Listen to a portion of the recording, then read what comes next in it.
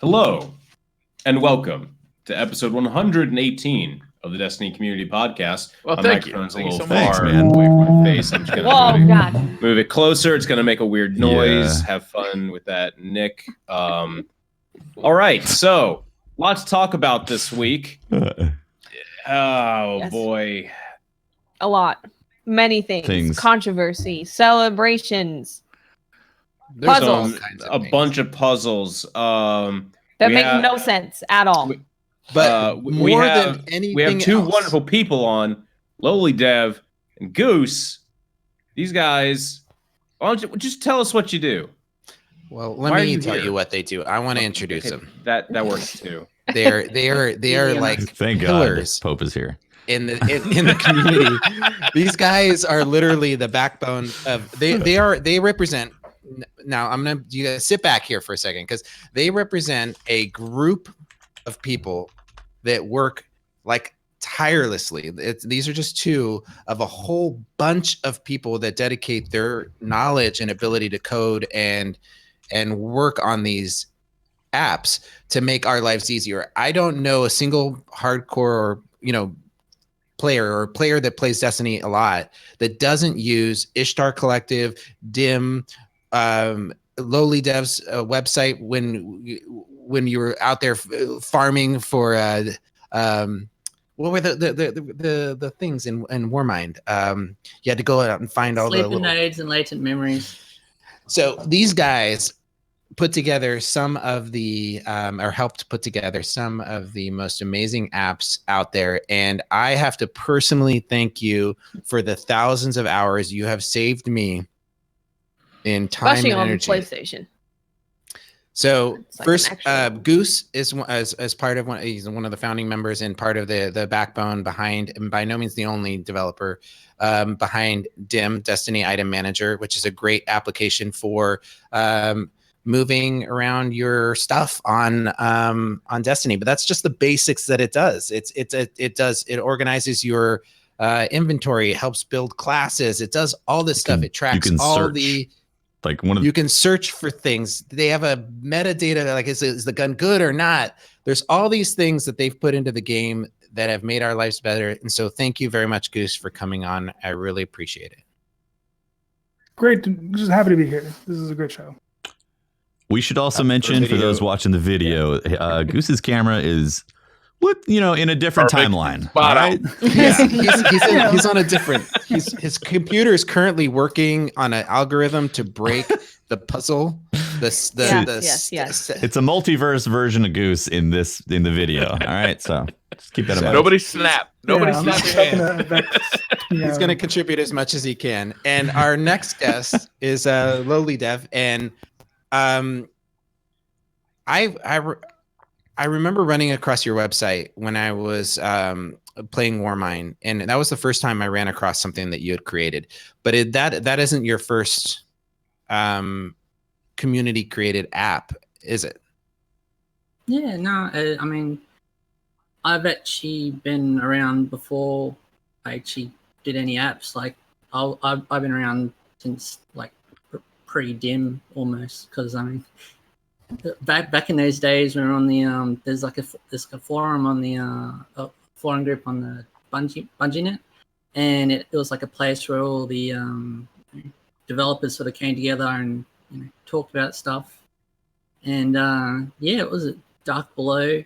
We heard about being able to move items, and there was a couple of us trying to figure out how to get it to work. So I want to ask you about that. You're like saying that in the Dark Below, a couple of you guys got together, and how did this community sort of form? How did you guys run into each other, and how did you start working? Because a lot of these are collective efforts. You guys are openly sharing what you're working on, the coding that you're working on, correct? I mean, I'd say a lot of that's thanks to Rick here, because he's been, I suppose, a real pillar in getting folks together. I mean, we've got the Discord API, but we've also got the Dim Slack where, I mean, how many members has it got there now at the moment? It's a few. We have about 110 individuals inside our Slack. One of the things that I've tried to do from the beginning is anytime I've seen someone develop an app or have an interest in developing it, they got a little skin in the game, I invite them to the DIM Slack where we can kind of collaborate. It's kind of like this NATO-esque environment where we have all these pillars of the community working together, trying to figure out how can we express the nodes, for example, or where can we get lore, so we're breaking apart the API. And a lot of people have a specific interest and they just bring it all together and it turns into beautiful code. So you guys, but I would say from the beginning, I would say a lot of the work that we have now is due to Lowlines, because he produced documentation where there was none in the very beginning. He formalized it and created the things that we read to learn more about the API. I'm curious about any stories that you guys might have where you were working on your specific project, or somebody in the community was working on their specific project and needed the collective efforts to help solve a problem. Do you have any stories of that, or how you've come together to solve a problem? Well, fun fact is there's a piece of code that's in DIM, and it is in a lot of other apps, including my website, and that's so everyone knows what the manifest is, that has like all the game data, that people often try to data mine for stuff. Mm-hmm. Well, the way that's stored is a bit complicated, and DIM had a solution, a bit of code that works, and they're just like, well, it's open source, use it. And so there's like a bit of DIM in a lot of apps, and there's a little bit of DIM in everybody, right? Yeah. DIM and the Irish, so it's all good. I didn't expect a Godzilla reference. All right. We really wanted to make sure that the community benefited from the work that we did. From the beginning, DIM was always going to be free, and we were like, well, let's just share the code, and what can grow from it. And we were solving hard problems in terms of authentication. How do we load the manifest data? How do we figure out the perk tree? That was an early problem, trying to understand how perks were expressed in the data. It's weird in there. I mean, they do a good job, but you got to think about the complexity of talent grids back in D1. When we were re-rolling for weapons, there was these talent grids that were kind of already laid down, and we had to kind of figure out how to express that in the UI. I mean, that's code that we shared with Ishtar Commander, way back in the day. So we gave that to Nigel, and that started his perk code. So we definitely work with all the other, Little Light. I mean, any other item managers out there, we share all of our code. Use it. One of the things that I think is fantastic, and Loli, this is directed towards you, is it seems like you are able to reconstruct the feel of Destiny's UI, especially the map, and take it and make it useful on a computer in a way that searching, and there's a ton more functionality in it. Can you walk us through what was your desire when you were getting into the project? Why did you start that website? Well, I suppose it sort of goes back to my experience as well playing games. So before Destiny, I played a lot of Borderlands, especially Borderlands 2. And there were a lot of cool little, I suppose, side apps around. So I remember this one on my iPad.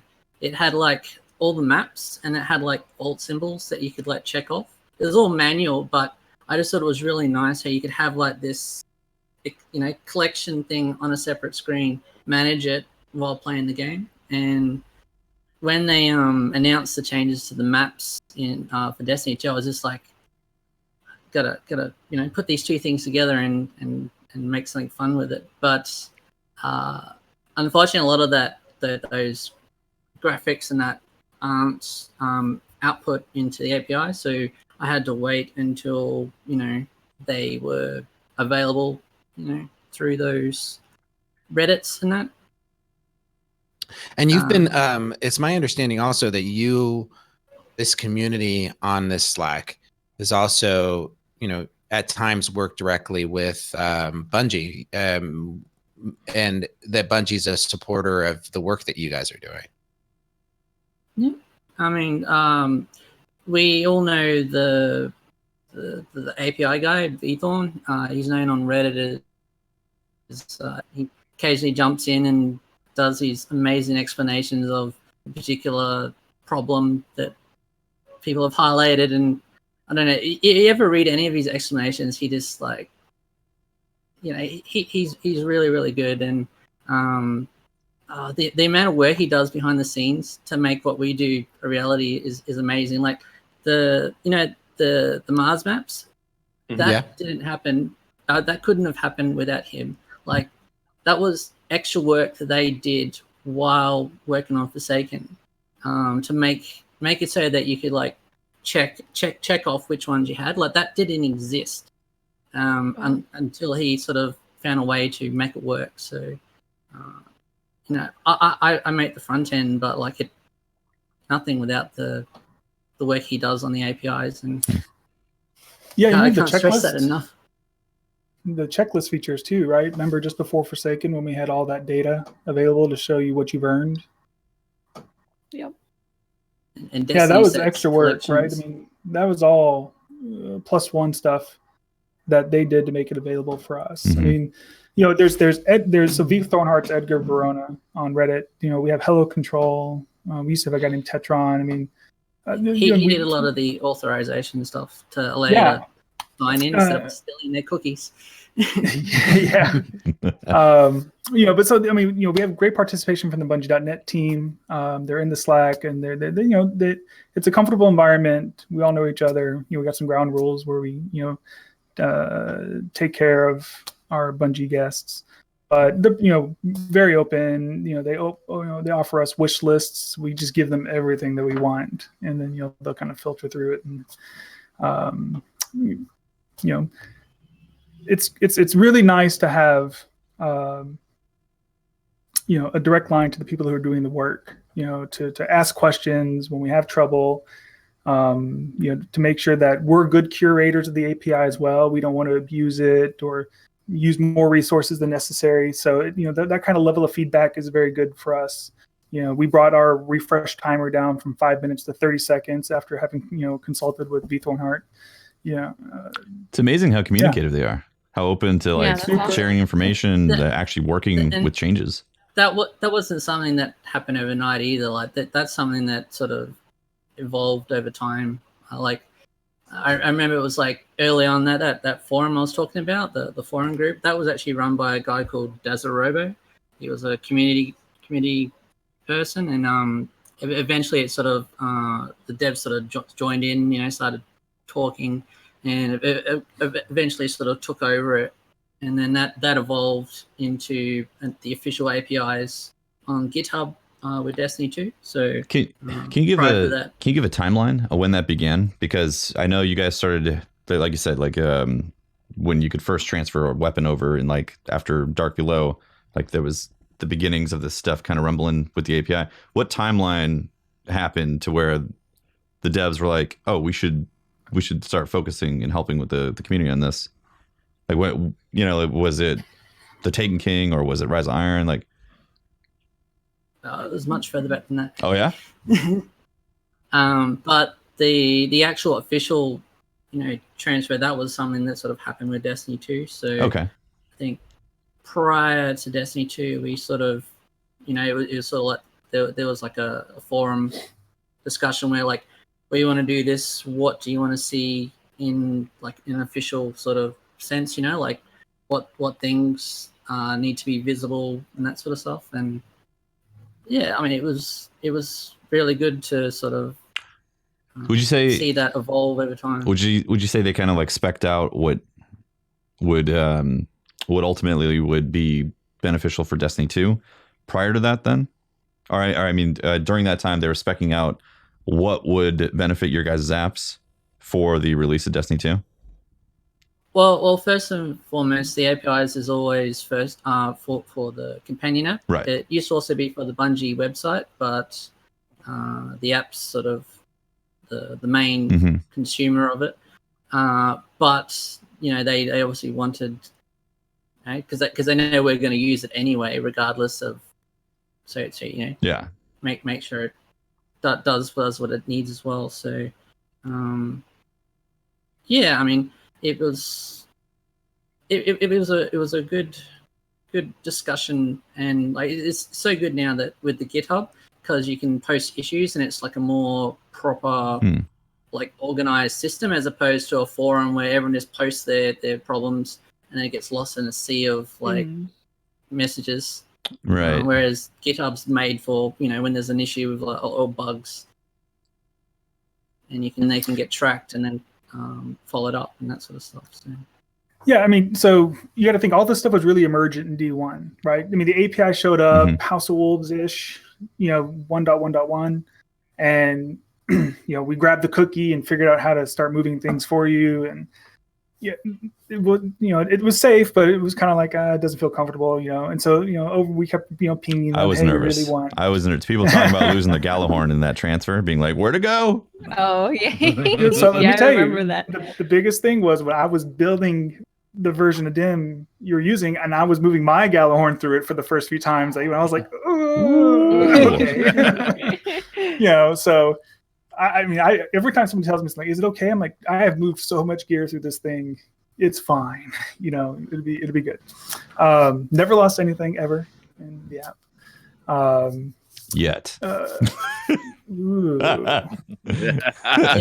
Most times when something disappears, it's just that the API doesn't properly, Well, remember when people would figure out that if you deleted something in the game but moved something in DIM, it would slide another thing under it, the reticle in the game, and then it would delete that.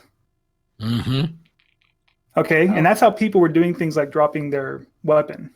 Oh, interesting. That? Right. Yeah. That was the trick, right? So what people didn't know is that they were moving stuff in DIM while deleting something in game. You can like wipe out all your motes of light. There'd be people like, I just lost 1,000 motes of light. I'm like, don't move stuff while you're doing delete operations. I mean, it sounds like Bungie is super supportive of the work you're doing in the community, and I think that's awesome. But I'm curious about the challenge that they have. There's two questions that I have about some of the challenges they have with being so open.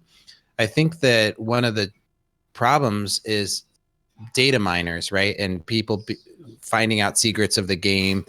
Does any of the work that they're doing to keep your access open and your avenues clear, does that affect in any way data miners' abilities to get into this information, or are those two different systems? You want to answer that one on me? You. So something they introduced, I think, fairly early on is redacted entries. So that was something, because I think after like maybe Destiny 1 beta, those database, something like Destiny DB or something, they had like all the information up there, like the entire database up there. So they had to start redacting information, and at first it was very broken, I suppose, because it was just like get all that information off, and so that way it's not getting leaked. But now it's a bit more structured. So like there's like a property that says redacted true or false, and that way developers can sort of look at the data and say, oh, this is redacted, so therefore I'll display, like a... it's unfortunate when they do that. They remove a lot of information from the items. Like when you got Thunderlord and it was classified or redacted, we didn't know the light level of it. In the past, we couldn't move those items. Now we can actually move them. That's been super nice. Yeah, now we can move them. You just can't equip them, I believe. But we can get close them enough. You can't equip them. It's way better than out of the tower. not being able to get them. Yeah. So one of the things that we asked for the future is to get more metadata onto the item, even though it's classified, because knowing the light level doesn't impact the lore. So we're definitely communicating our wish list. What is on the wish list? Yeah. What do you got going on? What's the next things up on the pipeline for DIM and Lolita? Go ahead.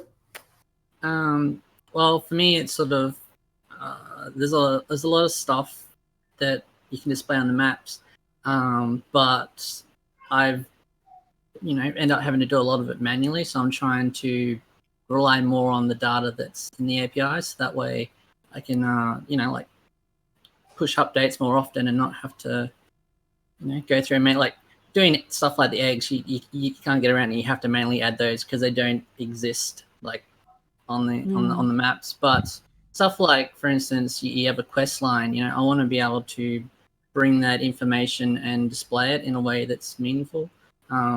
And has anyone used like braytech.org at all? They've got this really cool view called This Week.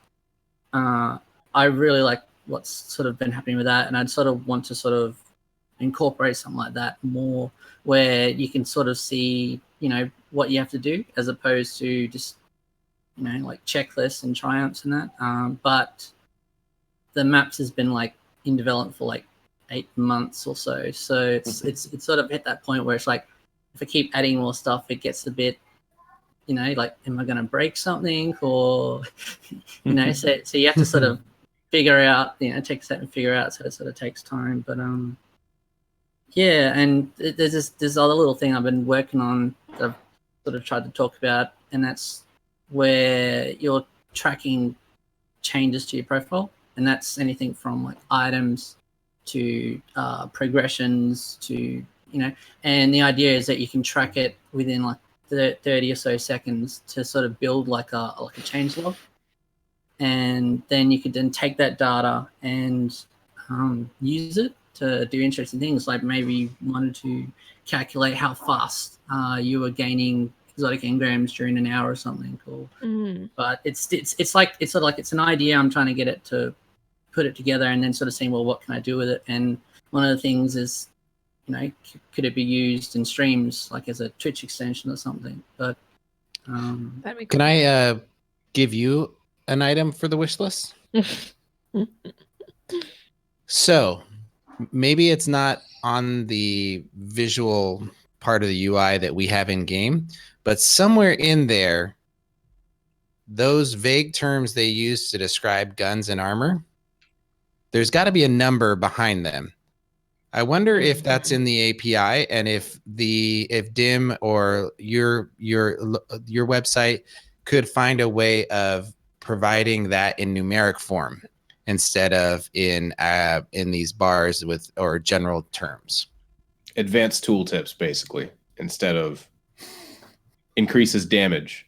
Yeah, what does that mean? What does increases damage mean? Increased damage while in the forge. But how much damage? We want to know numbers. I mean, that stuff's not available. I mean, it's not in there. It's not in the API. It's all calculated, and there's a lot of stuff which is actually just in the form of like scripts. So it's very hard for Vthorn to like translate that to like a raw number.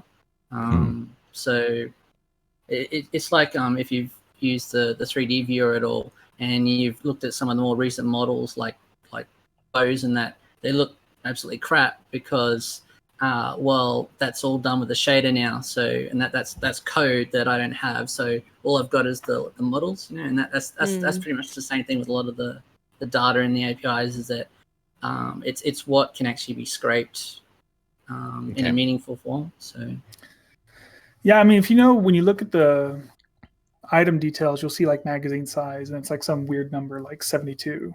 What does that mean, right? Or if aim assist is 23, like, well, what does that mean? And so like the scale is relative to the item type, and then even within certain item types, there's subclasses, and so it's it's the world of the designers and how they kind of script all that into Destiny, and it just doesn't come out in the API at all. So we can just give you numbers. You figure them out. We'll let the testers like Mercules and Fallout, figure out how to jump into private matches, do calculations. Yeah, pretty much. Look, count those damages. All right. Yeah. And with all this time you guys spend making these community apps that are free to the community, How do you guys monetize this in any way? Because I don't have to pay to use Dim, and I don't have to pay to use Lonely Dev. Wait, you haven't been paying?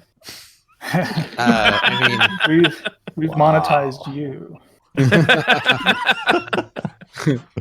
We've turned you into batteries. The thing to sort of point out is when you use things like the APIs, you have to agree to a license agreement that or terms of use of how you use it. And one of those things is you have to be very careful about how you monetize things, because, like, for instance, some Ishtar could not make that app and then put it up for $5 on iTunes, because that would be wrong and breaking that terms of use. So the license agreement for using the API, right? Mm-hmm. Yeah, I sense by that smile that this has happened. Not to us. I mean, there's been speculation like, well, if I make a free app and then I make an app that's $5, the people, it's free, anyone can download it, but the $5 one is people supporting me. Is that breaking terms of and so we avoid all that gray stuff and just say go for it. I mean, these are passion projects. These are projects for us to learn how to be better programmers, developers, architects, to learn how to do React development, Angular, to be better designers.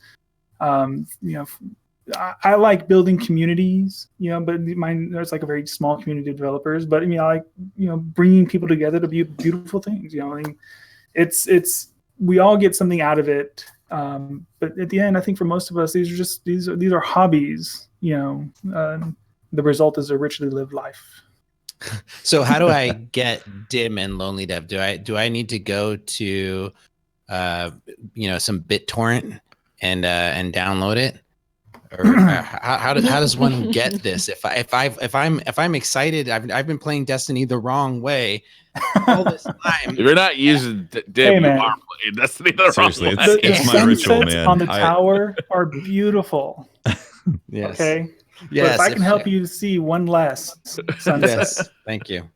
How does one get access to Dim? I just want to say I open Dim before I open Destiny every time I play. Yeah. Most Destiny. of the time. Yeah. Me too. Absolutely. Well, you can go to destinyitem.manager.com and that'll take you to our web app, which you can run on your phone. The web app runs great on Safari and Chrome on Android and iOS devices, and you can even save it to your home screen, and it has a very app-like experience. So, nice. DestinyItemManager.com. Isn't there also a widget on Google Chrome? There is. There's a little bookmark you can add to Chrome, so you can see the logo. And the best thing happened last week when one of the other developers came up and said, "Hey, I got a support ticket at work, and I saw a Dim icon in the Chrome browser." There's more of them out there. That's why there's I so would many. see pictures on like Twitter of like somebody in a business meeting, and there's like rows of like people little with their Dim laptops, and this one guy's got Dim open like in the front row. That was the best feeling ever, right? That was like really early in like probably May of 2015. And someone just posted this thing on Reddit like, oh, there's a guardian in the wild, and them using Dim was like a really flush feeling, like, wow, we're making something tangible that's kind of touching people in ways they can still extend that experience beyond their couch, right? They're doing it at work and moving their gear and getting ready to go home and play. And that was just a really great feeling. Well, I know that awesome. all this time that you guys are spending coordinating with all these other programmers and putting out the products that you guys put out to make our lives easier and allow us to have more game time significantly takes away from your ability to play the game you love more often as well. So for myself, I would like to say thank you very much. And until I got to take care of that. Uh-oh. Just fell. Well, I'll tell you, I'm a 601, so holler if you guys want to jump on Xbox. Nice. Yeah. Yeah, I'm 650 on 2 characters, so I can't say anything. But you got the real benefit though for Dim though is like as source, we have many developers, and we can spread that work, and so everyone kind of has a thing that they like to work on and maintain. By far and by large, Ben Hollis, I want to just give a shout out to him for developing a significant amount of code that you use today in DIM. And we got 48K locks that does wish lists. Have you heard of that? No. New wish list feature. Yeah, the wish list thing. Yep. Yeah, this is so we have community ratings where people rate items and then we kind of express those like a number or a star. Wish lists are like the opposite of that. It's a curated list, and if you add the wish list for Holtzman, you would see his picks for the best rolls for weapons. Oh, that's really cool. You would see if you have some of them, they would show up and be highlighted, and then you can go get Mercules or anyone on your favorite streamers pick list. So it's just all that's a collaboration with Braytech, that new website. All their URLs, you just copy the URL of the role you want, put it in a text file as a list, and then save it on the internet. That's cool. Anybody can load them into DIM. So we're just trying to at the end of the day just make you a more productive player. If we can do that in an interesting way. Don't accidentally delete a god roll. Oh man, there's been some sleepy nights where I've done that. Pope deleted a whole character when he was messing around with a scuff controller. That's true. Yeah, that's very See his true. console. He was explaining how to use the paddles, and he deleted a character. You have to hold that down for a really long time. I know, right? I don't know. What are you doing? Yo, I heard some really crazy news today. No way. Do we need to talk about the elephant in the room? I think we do. So it appears that Bungie is leaving Activision and they're taking Destiny with them, which I gotta say it was pretty shocking to read, right? I didn't expect that at all. When I first like... read that they're leaving Activision, I'm like, oh no, so who's going to develop Bungie or who's going to develop Destiny? But then as you read on, you're like, oh, they're taking the IP with them. Keeping it. They're taking it. Yeah. I feel like this was their long-term plan all along. Because they left Xbox, right? They left the whole Microsoft thing. So they knew what it was like being under a publisher. Yeah. But they obviously needed some help to get Destiny off the ground because they couldn't just do it with nothing. Yeah. That was a little different, though, right, Watts? Is when they were under Microsoft, different. They were right. Yeah, and this was a publishing deal for Destiny. Yes, this gives them full control of their own game, which is pretty amazing. There's not many companies out there, even AAA companies that make video games, where they are the publisher, the creator. Absolutely everything. It's not a super common thing to happen. I think so. My initial reaction was this is going to be a lot of work in the short term, and it's a big risk because you have all those people at Activision who do advertising, they do community meetup stuff, so they set up all the things of us going to Bungie or going to conventions and capturing footage. That's all on Activision. So all of that stuff has to move over to Bungie. But I think ultimately in the long term, it's going to be an extremely positive thing for them to have complete control. Mm-hmm. Yeah. Pope, go for it. You were chomping at the bit on the pre-show, man. You were. Let's go, Pope. I want to hear that theory of what you were talking about. I'm a little rattled because my daughter fell. She's like, they don't call them sure-footed children. They call them toddlers. Right. And she toddled her way off of the top of a table and hit her head. And so, you turn away for a second and they climb up something and then they just wham. But anyway, I could hear from across the house.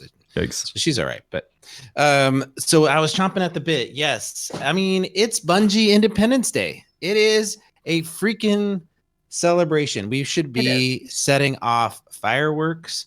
It's every argument we've ever had where we've pointed our finger at Activision and said that they're the evil. Who made this decision, right? Right, the evil empire. So, if anything, this tears that down. We can't say mom did it, but dad was the one who did it. It wasn't, mom or dad. Let's just say that we know now who is and we can do when a mistake happens. We can say, but Bungie's just an indie company, so. That's stretching that definition pretty hard. Works for Riot. They barely have any resources available. I know. Absolutely not. I'm just extremely happy. I know that I was putting on my tinfoil hat before this show I thought for sure, if I'm Jason Jones, the owner, the founder of Bungie, where do I go with this company that I've created? And it's not just opening up one IP and being happy with it. And he's a creative person. He wants to keep moving and creating. And I think that this positions Bungie as that umbrella company where they can then bring in several new IPs. And I think that they're positioning themselves for that new deal that you guys were talking about with that other company, right? Yeah. So that's not going to be that's a different game though.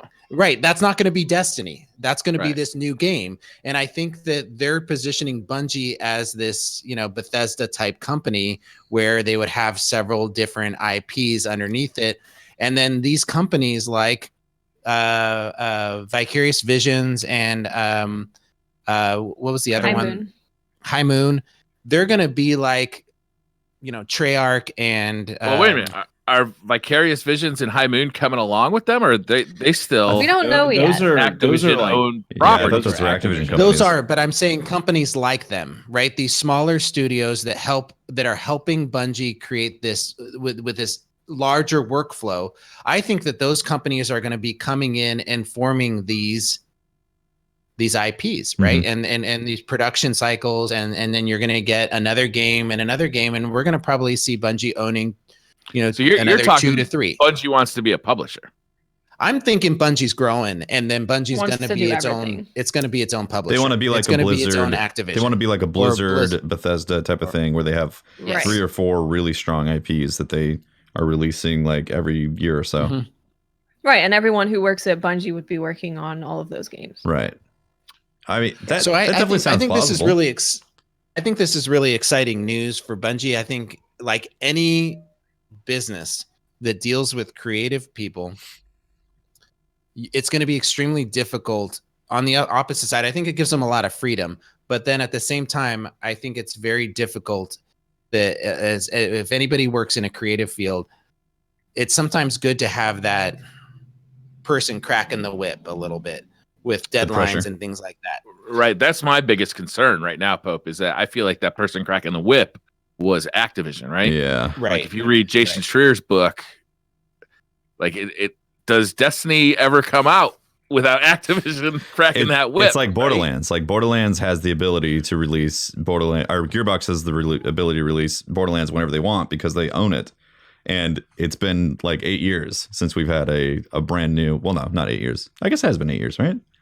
6 years because we had a pre-sequel. It's been a long time, essentially, since a new Borderlands. We're waiting for that. And that's my concern too. It's a catch-22 because like we're getting all this content like on a semi-regular schedule right now. And if they are in full control of that release, then it's like, I don't think D3 is coming out anytime soon. So I think that the annual pass was on Bungie's side because I think Activision was definitely behind the whole Dark Below kind of releases. And I think Bungie was sold this annual pass idea to Activision where it was like, this is going to be much better for the type of players that we have in our game.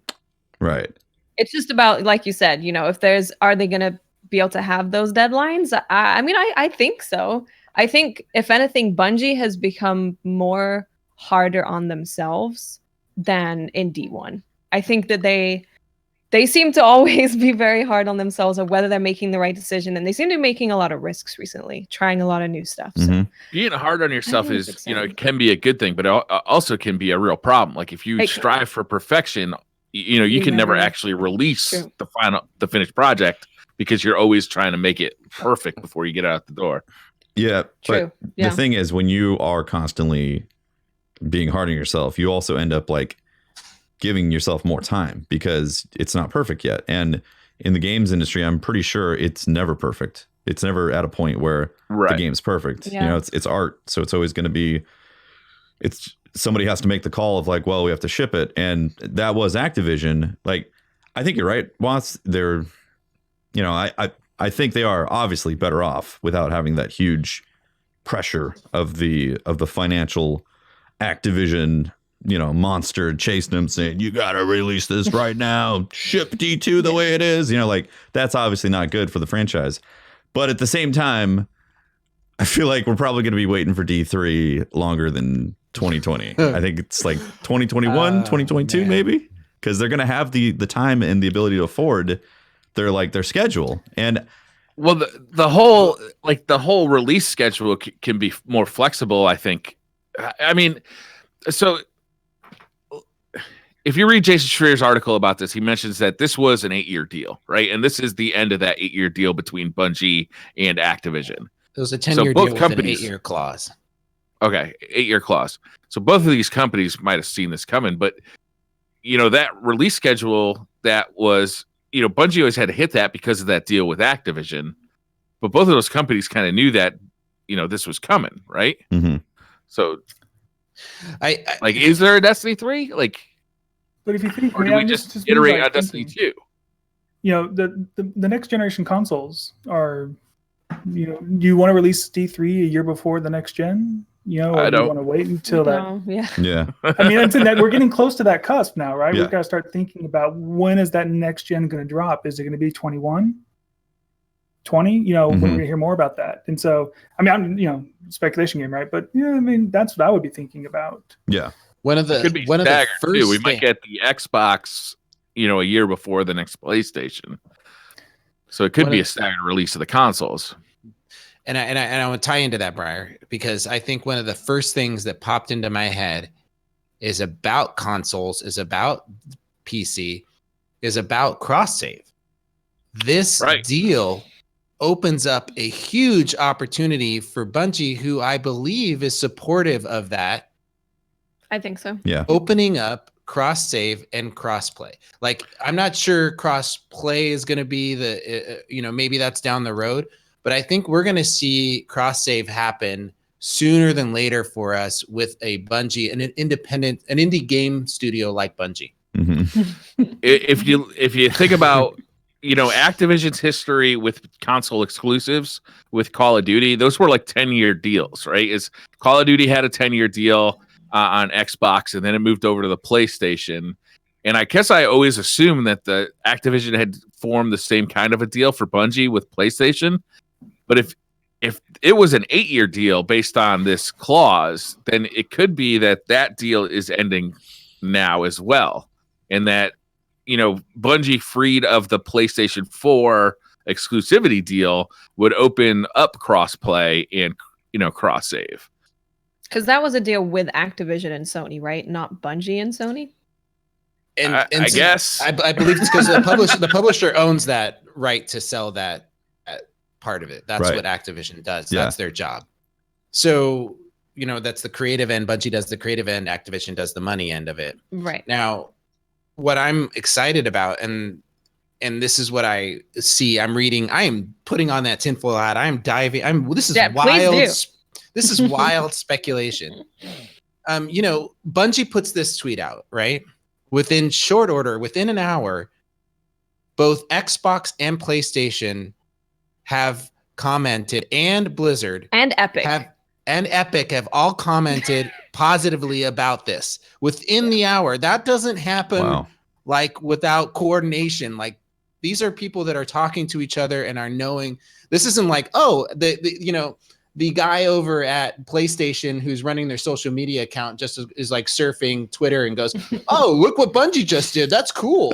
No, this shit's planned, man. And retweet, bro. Let's retweet that with some cool emotes. No, it's them looking forward to deals, and if the Xbox and PlayStation and PC all expressing positive things about this, I think we're seeing cross save. I'm putting it out there. Yeah. I think they definitely support cross save. It's all done, on the cloud anyway on Bungie's side. So it's definitely open to. They just have to nail that down. Do you think it's going to be in D2 though? Depends how long we have. That's D2 right. for. It's going to be in D2. We're doing it. I don't know. September Yes. comes. I'm gonna say yes. September I'm comes gonna with say- a new season pass. They're and cross That's save. it. That's when we're getting. I'm gonna say before September. I'm gonna wanna. Ooh, really? Yep. Let's play the game of how quickly indeed. can you... Wowzers. I'll be honest. It's just a I don't switch think that they split. I don't think that this news is going to affect Destiny 2 anytime soon, personally. I feel like I would agree with Defty on that. I feel like the schedule and like the timeline and the things that they've already slotted for the future is pretty locked in until at least September, obviously, with Penumbra already scheduled on the calendar. Yeah. So I don't think anything is truly going to change from this news until like we get announcements of what is actually next for Destiny 2 or the franchise. Yeah, I don't think you're going to be seeing any changes for a little bit. You're probably not going to notice that anything has particularly changed, especially with the schedule being locked in, and they're definitely still sticking to that. So we'll be waiting probably a year before we see any real changes. That's how I feel. It's not like they're going to kick Tess Everest off the tower and be like, put an Activision sign on her back, like that's... Actually, how do you exactly call for that in one video, Briar? I would very much like to see Tess Everest be kicked off the tower. What do you guys think is going to happen to Tess, actually? Do you think she's actually going to go away? I think she's going to stay right where she is. I think she's going to stay where she is, and as soon as that split is finalized, I'm going to buy a bunch of silver. That's right. And I think that's something that I think hasn't really been touched on, is like Activision was their, where they'd be getting a lot of their money from, and like, where is that money going to come from to pay for? Because they have 700 developers right now. Yeah, they have a big team. Yeah. It'd be a big budget to have all those developers, and while it might be cool that they're separated from Activision, it's now then, well, how are they going to fund it? Because I imagine Destiny's a pretty expensive game to make. Yeah, there's a big question, right? That is a huge question. Like they must have a financial plan in place so that they know they can, when's the next time they make like a big lump sum of cash? You'd think it's next September, right? Like they'll make microtransactions throughout the year, but when's like the next big release coming? You'd think next September. Yeah, but I think they're going to push Goose, sorry, you're going to talk. Well, I mean, are people, can you only get the events through the annual pass? Some yes, some you no. Can access to the events. You get seasonal content, but then there's annual pass content, like the Black Armory. You still get like the Dawning. The Halloween event, like that stuff is. You couldn't just buy Penumbra. You have to buy the annual pass to get it. Right. You got to buy the annual pass. Okay. Yeah, there's nothing else on the horizon until next year.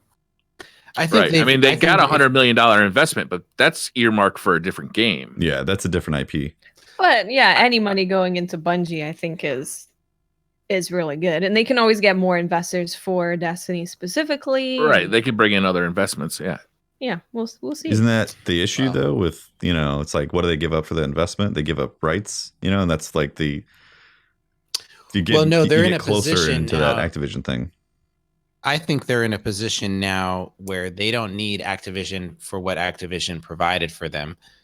I think they have the money, and what they need now is they can broker their own deals with the High Moon Studios, the Vicarious Visions. They can get their own studios like that and be their own Activision. They're their own man. Right. They're cutting out the middleman, basically. They're their own person. They're cutting out that middleman. Yeah.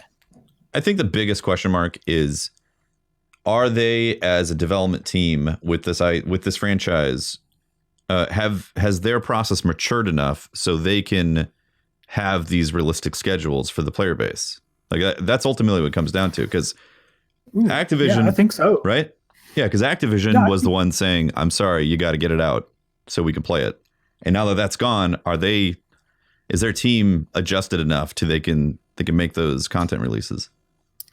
I thought the pivot to bringing in Vicarious, did well, and and everything that I saw, Twitter, online, it worked pretty well. There were synergies. The teams seemed to be able to work remotely, but still have high communication. And Forsaken delivered great content. Yeah. So it was really, really good.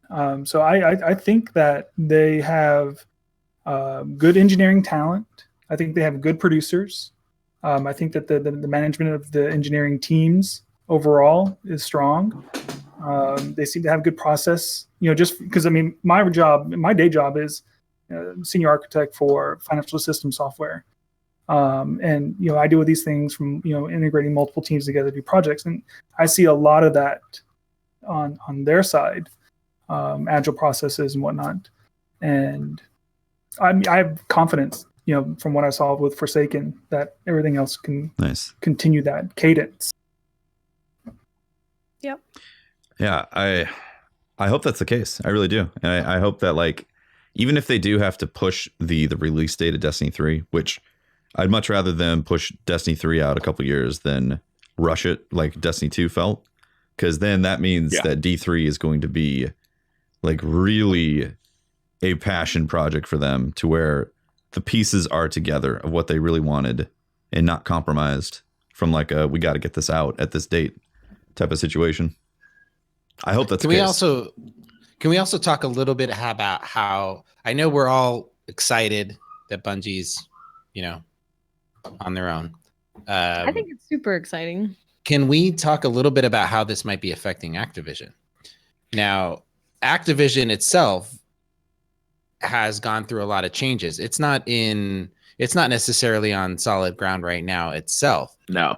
So what are how is this going to affect them? I mean, they're not doing Skylanders anymore, right? They're Activision. What are their big IPs right now?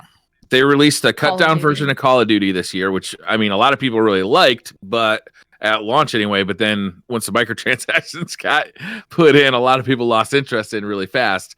There's been a lot of reports that they are taking a chopping hammer over to Blizzard right now and just chopping away at projects that they don't feel like are going to amount to anything.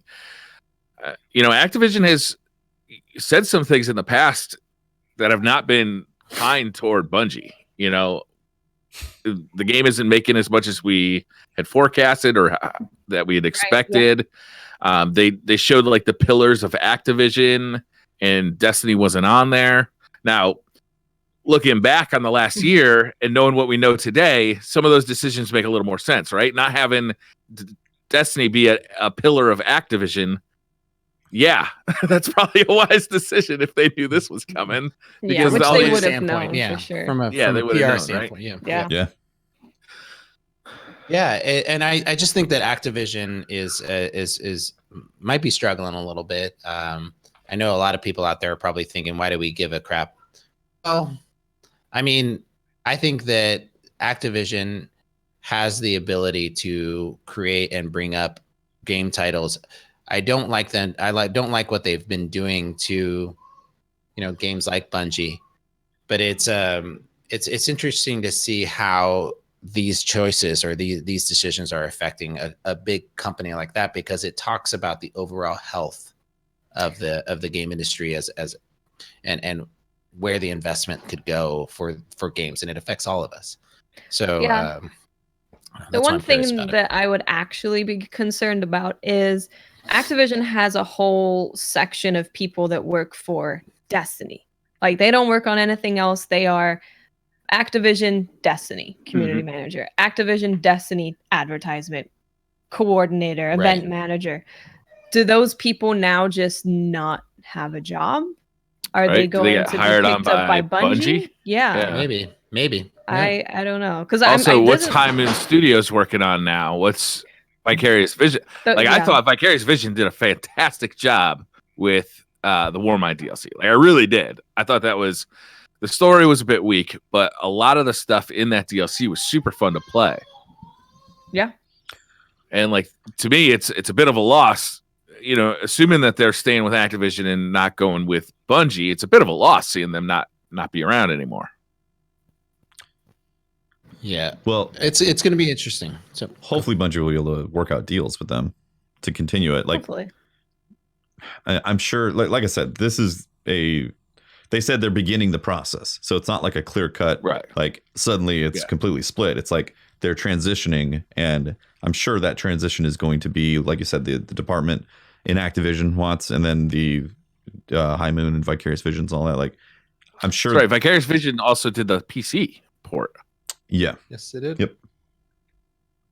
Yep. It'd be great to see these studios continue working on this new version, this new path that Destiny is going on, Bungie is going on. But I believe the strength in Bungie right now is to create their own relationships and make their own studios. And I feel like if we have a game that is more centered around the vision that Bungie has, that Luke Smith tweeted out saying he's happy where of the direction Destiny is going, and they're very supportive of it. Yeah, I like to see that, because I don't want this game to die. Right, I want if we follow your thread, Pope, to them becoming like a publisher of not only their games but other games, like we definitely would expect to see a new launcher and then eventually a store on the PC. So right now they're in the BattleNet launcher on PC. Mm-hmm. I think it'll be telling to see if they get added. Like if all of a sudden we see, okay, you can now buy Destiny on Steam or the Epic Game Launcher, or one of those, or Good Old Games, or one of those, or if they create their own launcher and it has in-game, like all the purchase stuff, like created for it, like if that's all self-contained, like from a Destiny launcher or a Bungie launcher, I think that'll be telling to what their future plans are, right?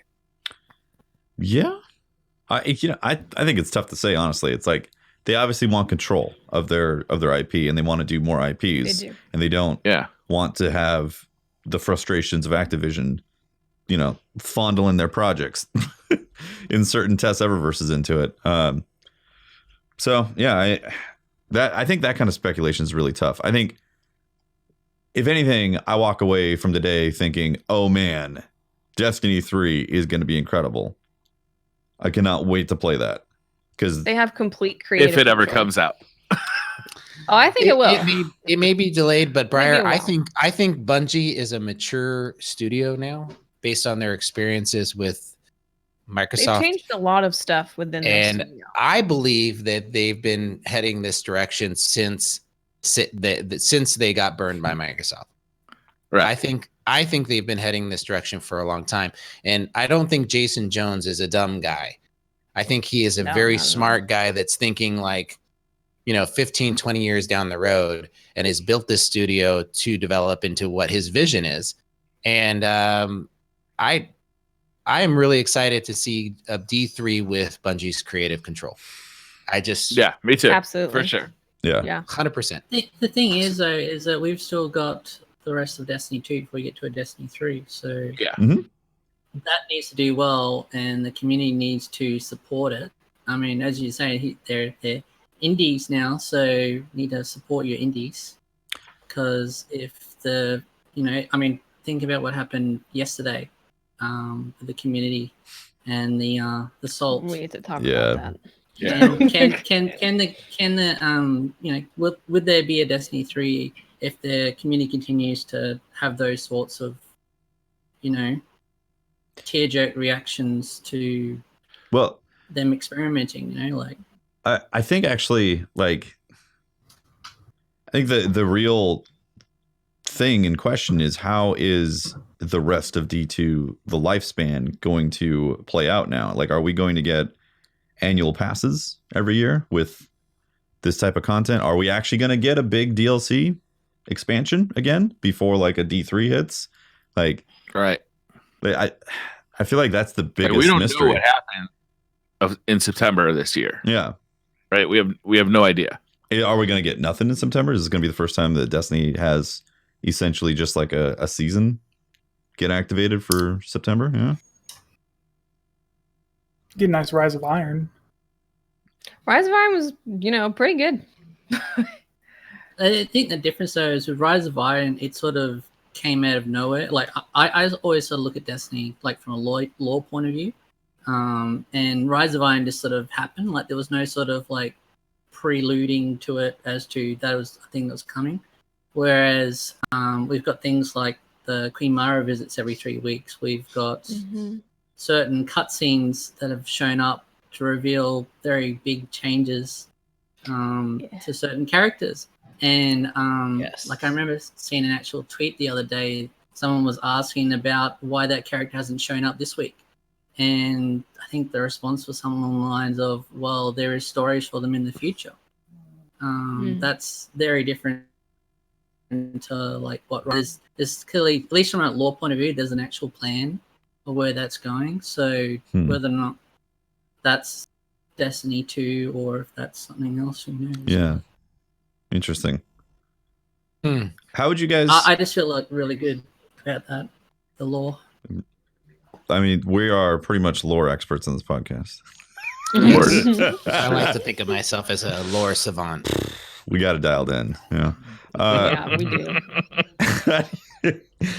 How would you guys feel if there was no like Forsaken 2 for Destiny 2 and it was like, let's say annual passes mixed in with D1 free updates? Like, I mean, content from D1 brought over into Destiny 2 as free updates until D3 came out. Like, where would be the point of not cool and it's cool? Like, you know, a year of that, 2 years of that. A year. From now? From the end of Penumbra, because we still have technically new stuff coming until August. I could see us. I could see us having another year of D2 being like this with a raid sprinkled in there and more stuff happening. Like another annual pass here. Yeah, I could see us getting another year of that, and then prepping us. The whole annual pass content releases, like the story development, will go towards the D3 launch. I could see us going that direction. I mean, if they wanted to port D1 over to D2 and that was the content for a year, I'm not going to play a ton of it.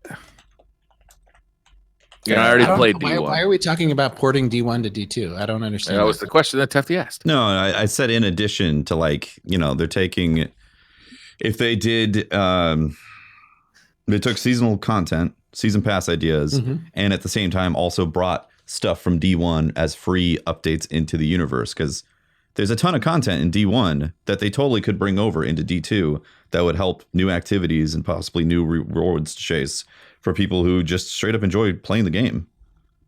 Well, they kind of have been though. Like, yeah, we've been getting weapons brought across. There have been maps that have been like they're the same maps, but they've been re-imaged for Destiny 2.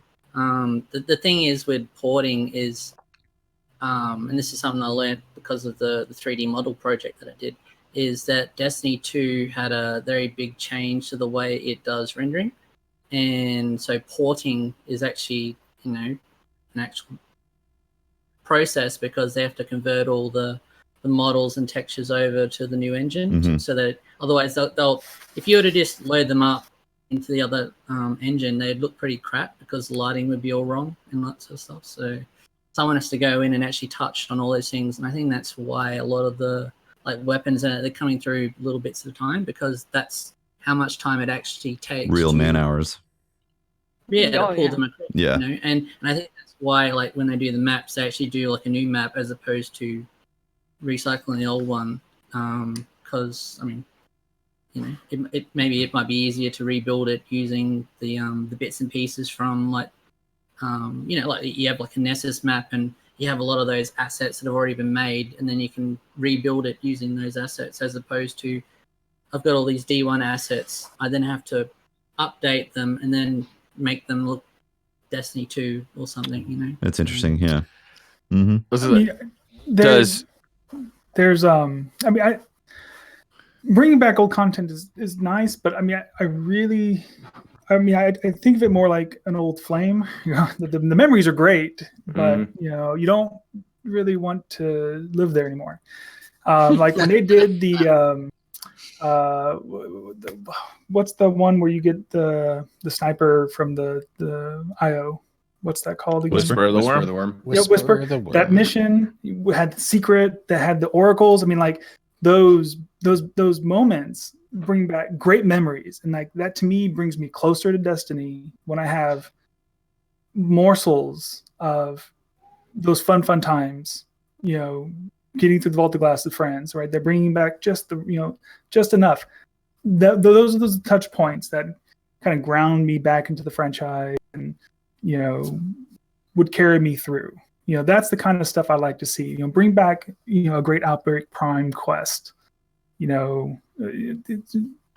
Those kind of moments, right? I mean, I thought that this week, harkened back to Outbreak Prime, which personally, as someone who enjoys ARGs, loves.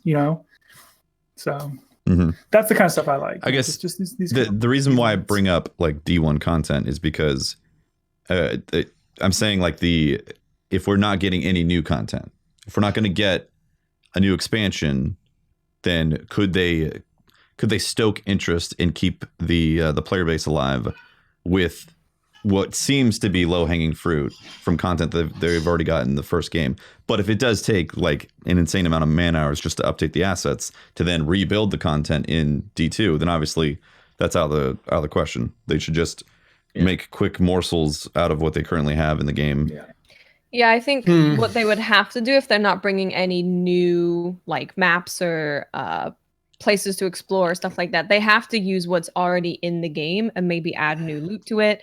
Or if you take like Blindwell for just as an example, add like new bosses, new weeks to the Dreaming City with some new loot, because that way they're using stuff that's already in the game, so they don't have to pay all those man hours to make something completely different, but they can just repurpose it. Right. So basically do something that they've almost never done before. They need to do that, yes. They need to use content that's already available to them. Yes. Because They really that's the do. one thing that the Destiny franchise has had a really difficult problem with, is actually just,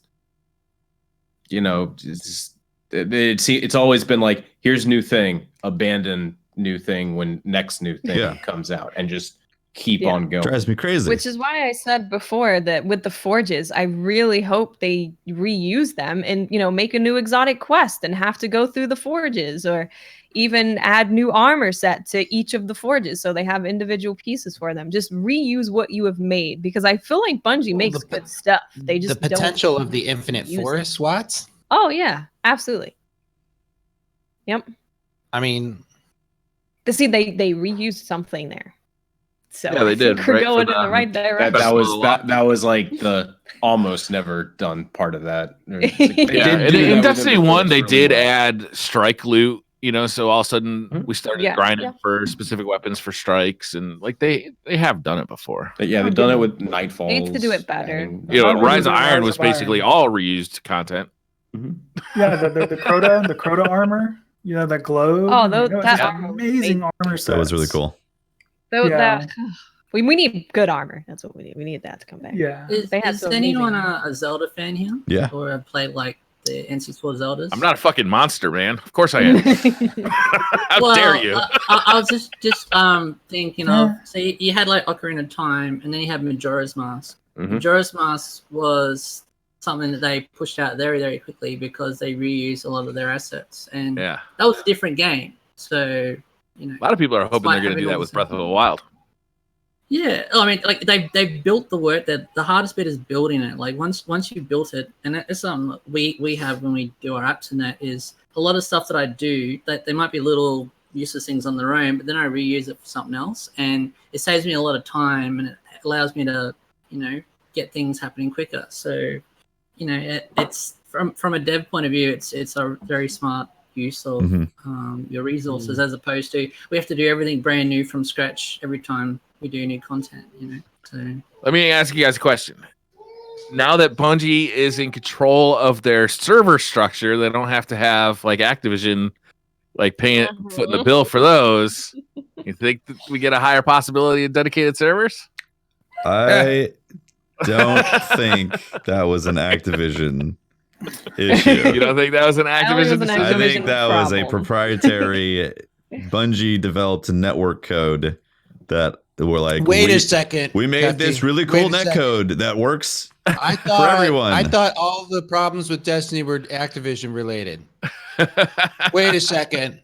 I honestly, I sincerely hope that moving forward with like Destiny 3, that they take instances that truly could use dedicated servers and use dedicated servers for that, and then allow their netcode to be able to be flexible enough to have peer-to-peer when it makes sense. So like strikes, it's okay for peer-to-peer. It's fine. Yeah, totally. Yeah, but if you have a comp playlist where wins count and people are getting DOSed and like lag actually becomes a factor with high level gameplay, they absolutely need dedicated servers for consistency. Yeah. Trials of Osiris or whatever that becomes in the future needs dedicated servers. The Crucible, I feel like anything where there's like something on the line is going to need them because this DDoSing epidemic. It's insane. Lame. D3 becomes PvE only. There you go. They Crossplay, fixed it. Cross save. And I would be very sad about that if they just cut PvP. Talking about servers, one of the things that I immediately thought when I heard the news was, well, what does that mean for the APIs? Because I'm willing to bet a large part of the costs of the APIs was paid for by Activision. So, and we have a pretty good idea of how much the third parties use the APIs to generate, like stats and like Destiny Tracker and that. Like they put it through the ringer. Yeah. To generate all that data. So I think it's going to be interesting to see how that will impact the APIs. I mean, I hope they continue to do, continue to keep it running in the same sort of as. I mean, I can't think of any APIs that do some of the things that Destiny does, and we've been really wanting for that dismantling items to sort of happen for like over a year. Like, how long has the issue been on there for? A bit. Yeah. on the GitHub, and it's sort of been a bit slow with new things coming to the APIs. Do you know of any other company, developer that works with their community like Bungie has been doing with their API? Have you guys heard of any other community group like yours? Are you alone in this, or are there other gaming communities that have similar strengths in communication with their developers? No. Yeah, I know there are some folks that might have their own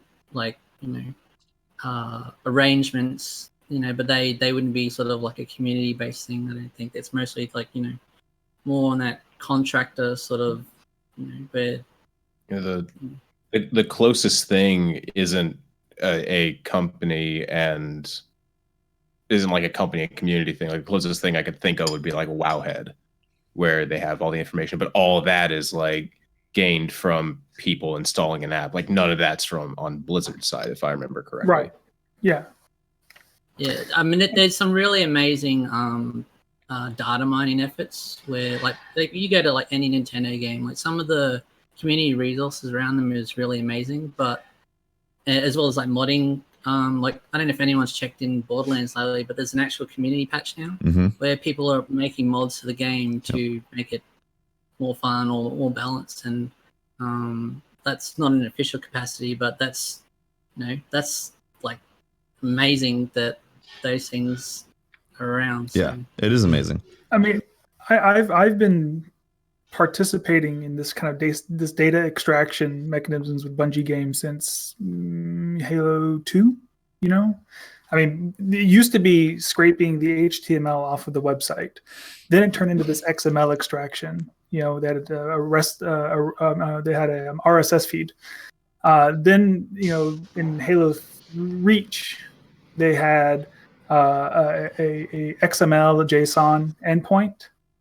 I mean, like there's just been this slow, steady evolution that Bungie has gone through on their server side to produce more data in more structured ways. And it's definitely for their consumption, but we benefit from it. And it's been something that has happened with the community and Bungie together slowly over a decade. So this is not, hey, we're going to do this for this next game and it's going to happen and it'll be great. It is a body of knowledge that is growing from Kronos on the Bungie team and his whole web staff. I just don't know of any other studio that has a similar effort over a duration of time like what Bungie's done. It's pretty unique, and they should be applauded for it. It's cool. Yeah, should we talk about Niobe Labs? No, we're getting pretty deep now. Just pass it by it. Yeah, no. I mean, did anything important happen? No, actually, it didn't. Nothing important happened, which might be the problem. This is the event that I really actually wanted to talk about. Okay, Pat, Well, why don't you set us hit up, us Pat? up. All right. So, setting the stage, we've had this blip on the calendar saying, "Hey, Niobe Labs is coming on the 8th." Mhm. And everyone started thinking it was a dungeon. They quickly said, "No, it's not a dungeon. It's a community event." So that sets some interesting expectations. Mhm. And then, we figure out, oh, this is probably going to open up the 4th forge. Like, you are probably going to have to do this to open the fourth forge. Turns out, one fire team in the world has to do this to open the forge. Oh, stakes just got raised. Now it's a world's first race. Who's going to be the team to unlock the forge for everyone? So The one with the most stamina. yeah. So it's basically what turned into what a lot of people thought was going to be like, an opening quest similar to the Izanami Forge or the Gofanon Forge. That's what I expected. Like those. Yeah, I think a lot of people expected something along those lines. Maybe just, its own activity type thing. Hopefully it definitely was its own activity. We're met with, a lot of people were using Outbreak Prime. And basically, it was an Outbreak Prime ARG type puzzle that people had to figure out. To figure this out, you had to basically have a bunch of knowledge from all three previous forges that the Raid Secrets team racked their brains over for weeks to figure out as well. Long story short, too late. Yeah, long story short, 30 hours later, no one had completed the activity. Still, nobody's as of completed recording, still, yeah. As of recording the podcast, no one has completed the activity. But they were I'm willing to presented bet that by the time this releases on Podbean, no one has completed it. But they were presented. Bungie was presented with a problem, right? What do you mean? Well, there was some quests tied to the fourth release forge of the forge that had some time associated to it. So I think they were presented with a problem and had to make a decision as to releasing it and making it available to players or not. That was my understanding. Yes. So basically, the big kicker to all this is that the fourth forge has a lot of stuff tied to it. The completion of the mysterious box. A lot of people thought Jotun, another exotic weapon tied to it. A bunch of triumphs, and just people want to do the new thing. People want to play it. That's the big thing. So I think it's a really interesting thing to look at, because this is like two parts of the community came together here in a spectacular way. One part that is kind of their own niche community of raid secrets, and the other significantly larger portion of people that just want to fucking play activities. Like they would want to go shoot mans. And it just kind of created like this weird tempest of frustration in the community where the very very large portion just wanted to shoot mans. And a lot of people wanted to figure out puzzle. So large group of people giving suggestions that weren't really working to raid secrets type people. There's a lot of noise that goes on. It makes it even harder to try to figure out the puzzle. Then you have stuff like the puzzles itself were really, really obtuse. I went through a lot of pieces of paper yesterday, but the first three, I have no idea how you really figured them out. The fourth and fifth puzzle were pretty good. Like, you could do it just from the picture that you saw. And then once you got to level 6, all hell broke loose. You're having to bust out diagrams of ancient sword scabbards, giving numerical values to gems that were on the scabbard, relating those to symbols, and then using that to into a cipher to spell out the name of a forest. And then somehow from that, you were supposed to gather that you need to stand on the butterfly symbol and everyone has to shoot forest. Duh. Obviously, it's very Obviously. self-explanatory. Clearly. Yeah. So the puzzles themselves have been subject to a lot of scrutiny within the community because they're just pretty off the wall. And then That's the risk you take, though, right? It's like you want something that's going to be challenging. Like if you look at the community's reaction to the vault, the vault was challenging. People beat it, and they moved on. So Bungie wants to create something that's going to be challenging. They're setting this up as, like, all right, the whole community's going to get in there. There's going to be kind of a raid-like race, and whoever wins is going to unlock this fourth forge for the whole community.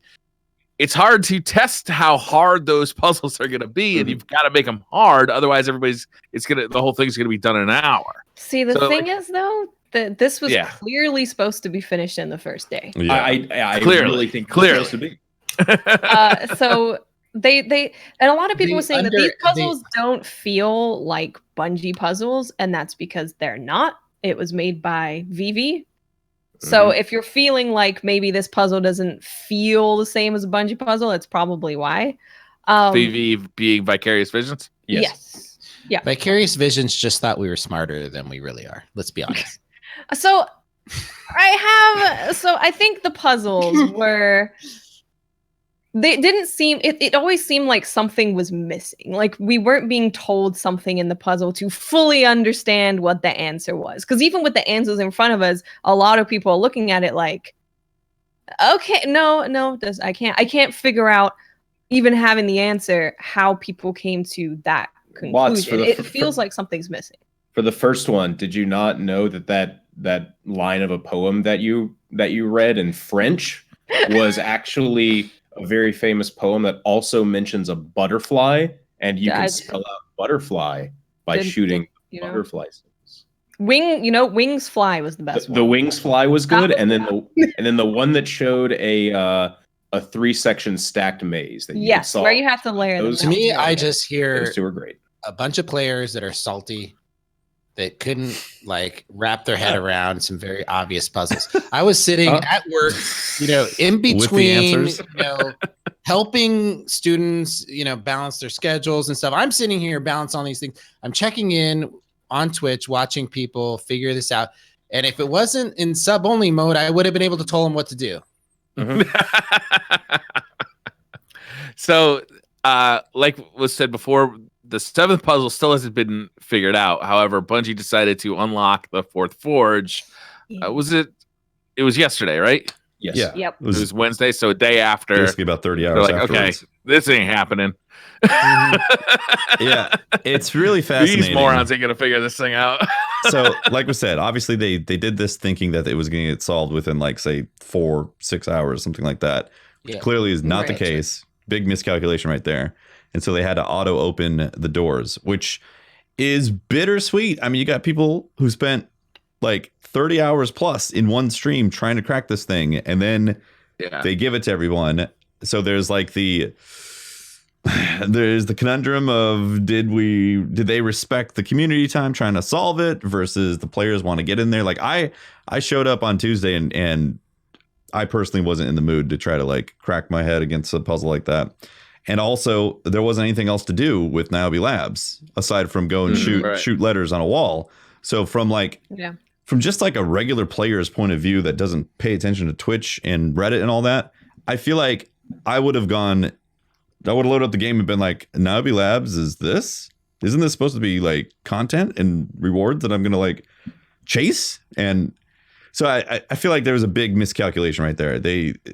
If the community didn't know about this puzzle and stumbled onto it, it would have been unbelievable. The amount of people being completely agree, holy crap. But because it was on the roadmap, everybody felt entitled to getting they should have switched content. It. Yeah. They should have put that the new forge was opening on the actual roadmap. and then people stumble upon this Niobe Labs and they're trying to figure it out. I think that would have been better. perfect. The funniest it would have been thing an is me amazing Bungie seeing story. Right after they opened it up, T-Rex and all the and a bunch of the other guys that had Glad and Dado and everybody had been slamming their head up against it. You know, T-Rex, he goes into the forge as it's opened up at 2:00, and he looks up and there's a big hole in the ceiling, and he goes, "Well, why didn't we just come in through the roof?" Yeah, You know, and it's all the enemies got in there somehow. I mean, so I know that's sort of tongue in cheek. It's an expression of frustration, of not being able to solve it, of their decision to open it. Yeah. I'm sure Bungie they just put themselves in a rock, between a rock and a hard place. They obviously didn't expect us to not be able to solve it on the first day. And then they were leading up to all these other quests and stuff dependent on us being able to access content within the Forge. Yeah, I thought it was amazing to see how many community members were, behind these people and the raid secrets, and all the work that was being done was super exciting. I think you guys are absolutely right. If the content hadn't been behind it, it's not like the world's first raid team unlocking the changes on the Dreaming City, right? And being able to, and I feel like that's different. This thing. It's different than this that. is the equivalent of finding the basketball court in it's different than the quest in in Wrath of the Machine, the Outbreak Prime. Outbreak Prime. It's different than that. It's the way that it was linked to content that I think frustrated people. I love the activity. I love the puzzles. I think that seeing everybody, bang their head up against it. I watched Glad, and at one point I donated to him just to tell him to go to bed. Just go get some sleep, brother. Seeing he at 30 something hours, he finally was just like, It was after they announced that they were opening it. Yep. And he played up until the point in which they unlocked it. And he's like, he's a purist. I mean, he's like, I'm not going in. I'm going to solve this thing before I go in. I'm going to earn it legit. He's working on it right now, I think. He is, yeah.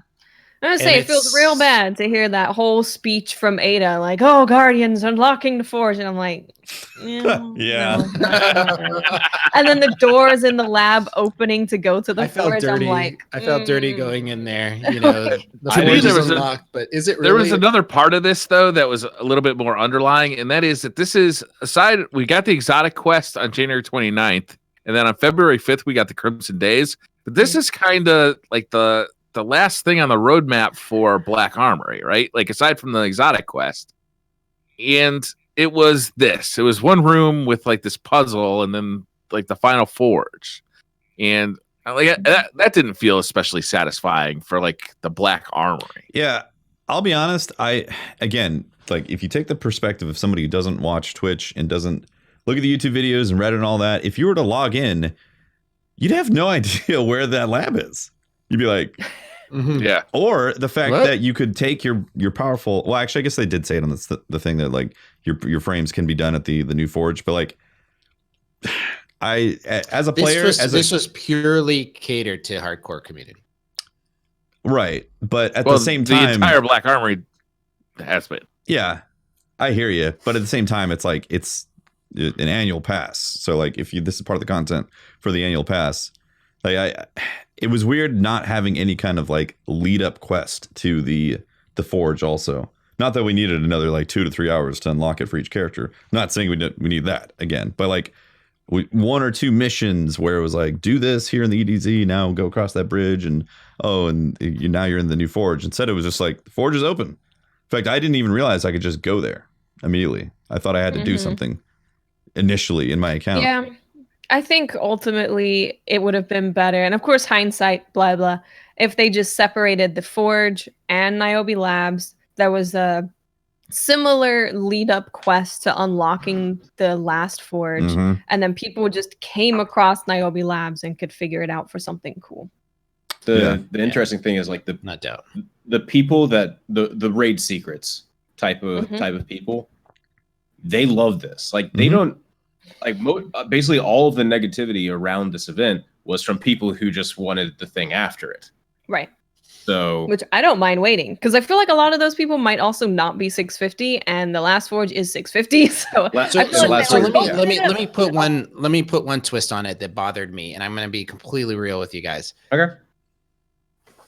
I am like the father. I like this part of me has a hard time. It's like a father figure part of me. Like, there's a lot of pressure behind streamers like Datto and Triple and or not Datto and T-Rex and Glad and you know, you guys. There's a huge pressure behind the community members to solve this for the community, right? Yeah. And there was a part of me that transitioned from, oh, this is cool, I really love how they're trying to solve this, to, yeah, let's cut this shit off, right? Like, this is like, these guys are, yeah, they have 20,000 plus people watching them and they live for this, but it's fucking 30 hours and they haven't slept.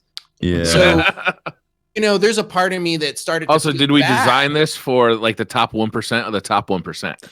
Yeah, that's no. I got to say, I saw that transition as a casual player. I'm not going to be able to get access. You know, that was not. I was just watching it. I'm a casual observer watching, and that was my progression. And I got to a point where I'm like, and then Bungie decided to release it. And I understand logically, I understand the reasoning, but I was torn between, here's a guy that, you know, it's like watching that person that broken their leg in the last mile of a marathon and they're crawling towards the finish line, and you're like cheering them on, but you know they're doing permanent damage to themselves. You know, it's like that position that we were put in, and I'm observing them torturing themselves for us and them. You know, I guess they're getting subs and all that shit. I get that, but they're also feeling a whole hell of a lot of pressure to perform for us. And so I was very torn on watching that. I also wonder how long Niobe Labs will actually be relevant content to anybody. Like, how frequently is anybody going to go in there now that the Forge is open? Like, there's the rewards for Niobe. The rewards for Niobe are what? An emblem and a shader? Like, how many people are going to go through that? Emblem and a ghost. Well, if you know all the answers, you can do it quickly. No, we're really bad at lore. No, we're great. Great at lore. I sort of made the effort to read all the lore just before it released, so I had a very different sort of expectations of what was actually going to be in the labs. So I don't know. It's sort of interesting. I mean, obviously, don't want to spoil any lore bits, but and I actually haven't actually paid too much attention as to what's going on in the labs, other than I know that there are puzzles in that, because I want to go and experience it for myself. But yeah, it's just like, to me, I would have thought there would have been something very like Dreaming City story lore wise in there, you know, based upon what I read in those. Well, there still could be something. Well, so I'm going to say this with as little spoilers as possible. Basically, actually, without any. There is a thing that you can get that you have to use in Niobe Labs, and it does have some, from what I know of the lore, some very cool interactions with Ada because of it. Didn't you delete it out of your inventory? No, that was just another item. That was another item. Don't worry about it. Sorry. Don't worry about that. That was something Never mind different. the random item. I got another one. It's fine. Okay, good. When the item says use on it, I'm like, yeah. And then you have a quest say use. that says get that thing from that forge. I'm like, well, I got it. Use. And then all of a sudden, my entire chat goes, "No, don't." Yeah. It's like, well, that happened 15 seconds ago due to the delay. I was watching it. It was so funny to see your look on your face. It was great. No, I think that there's a lot of lessons that they learned from this. Oh yes. And, I don't know. I just keep looking at this as like Bungie sort of feeling their way through this thing. Mm-hmm. You know.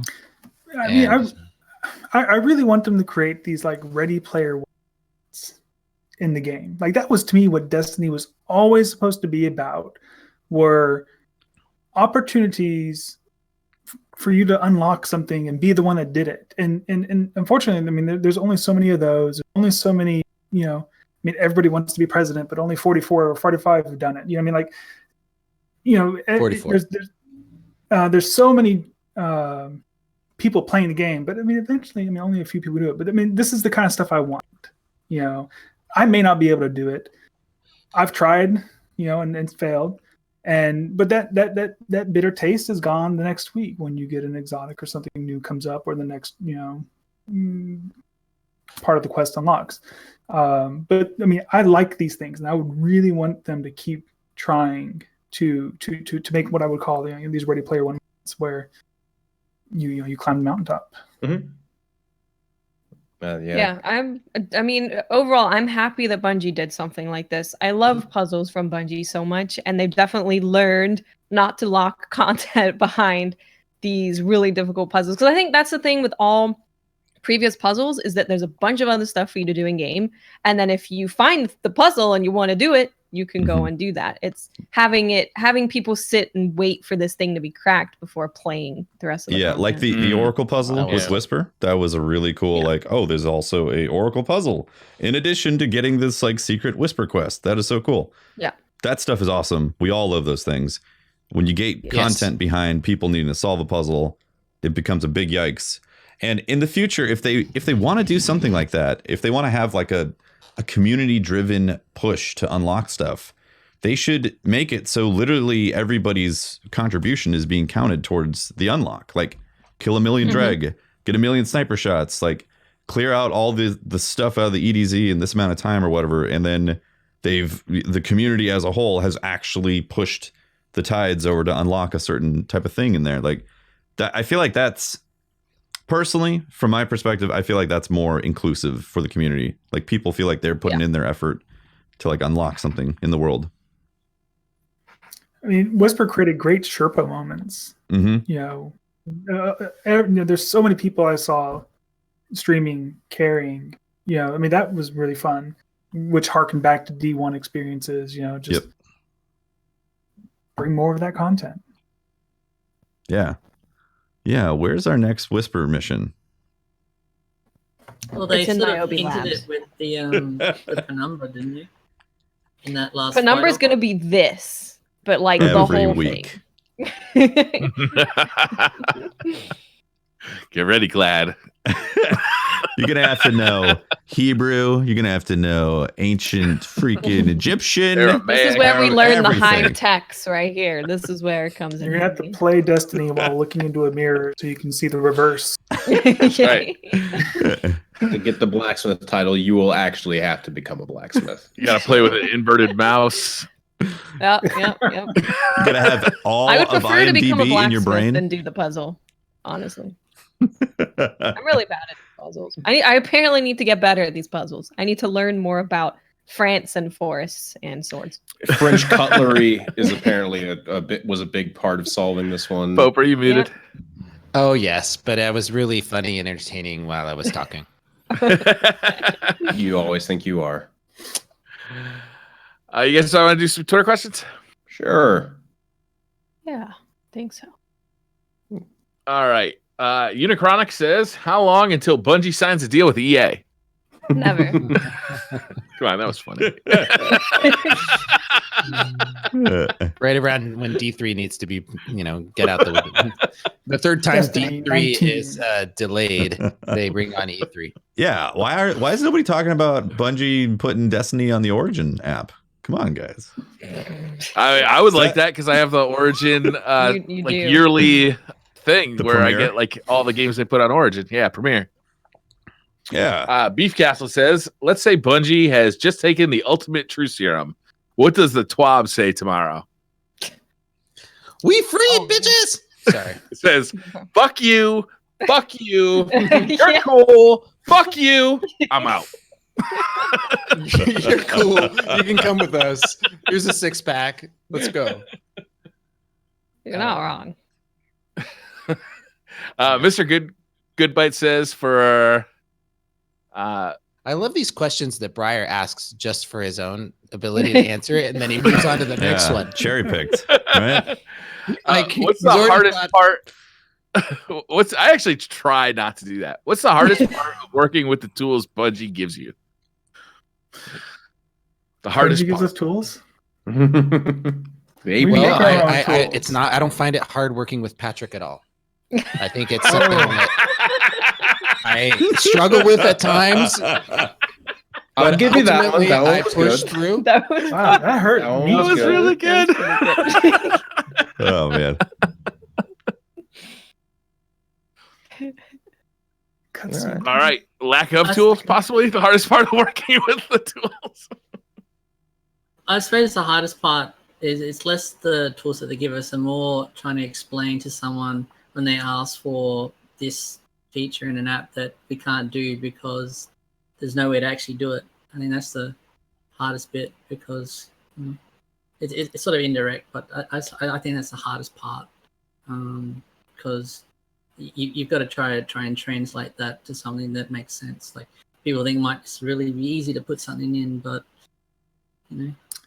Why is it so hard to just collate every single drop that people get? I mean, you're refreshing dim all the time. You're seeing what goes into people's inventories. It's new, so you know what activity they're doing, and then you just like figure out, hey, that's the drop rate of that item, and you can list that. It's so easy. It is. It is. They should come join the team. Oh man. Mohegan 9 says, reminders, thank Guardian Radio for their podcast. That's right, Guardian Radio is going down. It's been a long running It is podcast. It's great, man. I love those guys too. Maybe Brian, I can share a story that about them, like their origins and mine, really.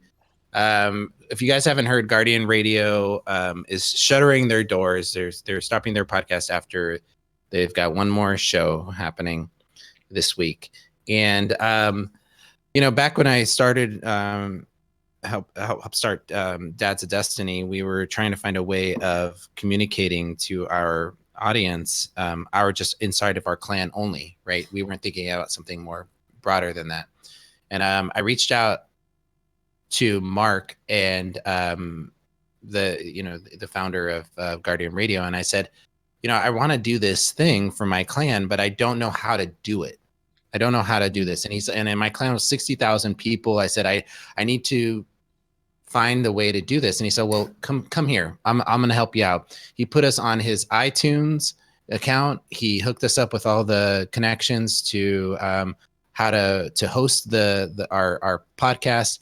And he shouted us out on Guardian Radio. And that was my first introduction to Guardian Radio, a selfless guy, a group of people, Mendicus and Remy, and then as more people came through and other people joined the crew, it was always about helping the community, and I really appreciated that approach. And it's something that set a standard for me in how I was going to approach podcasting. And later on, when I did Aim Assist podcast and then moved on to Planet Destiny, and that is ultimately the ethos that's founded DCP. And so I can trace that back, that giving, that communal, supportive mindset back to Guardian Radio, and I have a lot to thank for that, and I have a lot to be thankful for in their mentorship. So. I'm going to be sad to hear them off the air. I respect and understand that decision. But I, as I said on Twitter, I really want them to know that a lot of what they instilled in the community and that standard that they set is going to go forward with a lot of really good podcasts that this community has. Yeah. And so in a lot of ways, they're still living on with what we do. So I thought that was pretty awesome. Yeah, I got a chance to meet those guys for the first time after listening to their podcast since Destiny came out. They were doing their podcast even before Destiny came out, but right upon like starting to play Destiny, I started looking for a podcast, and theirs was the first one I found. So even before we started doing this podcast, I was listening to Guardian Radio. It was a very entertaining podcast with very interesting takes on the game. And going down to Guardian Con and meeting those guys was actually a highlight of my Guardian Con, is going to meet like the Guardian Radio guys. Because I'd listen, everybody has that, right? Is you listen to a podcast so much that you almost feel like you're part of that community. Like you have an emotional attachment to the people on the podcast. And while I see it from this side of the podcast, I also know it from being a listener to a podcast, and meeting the guys from Guardian Radio is one of those moments for me. Yeah, that's great. That's awesome.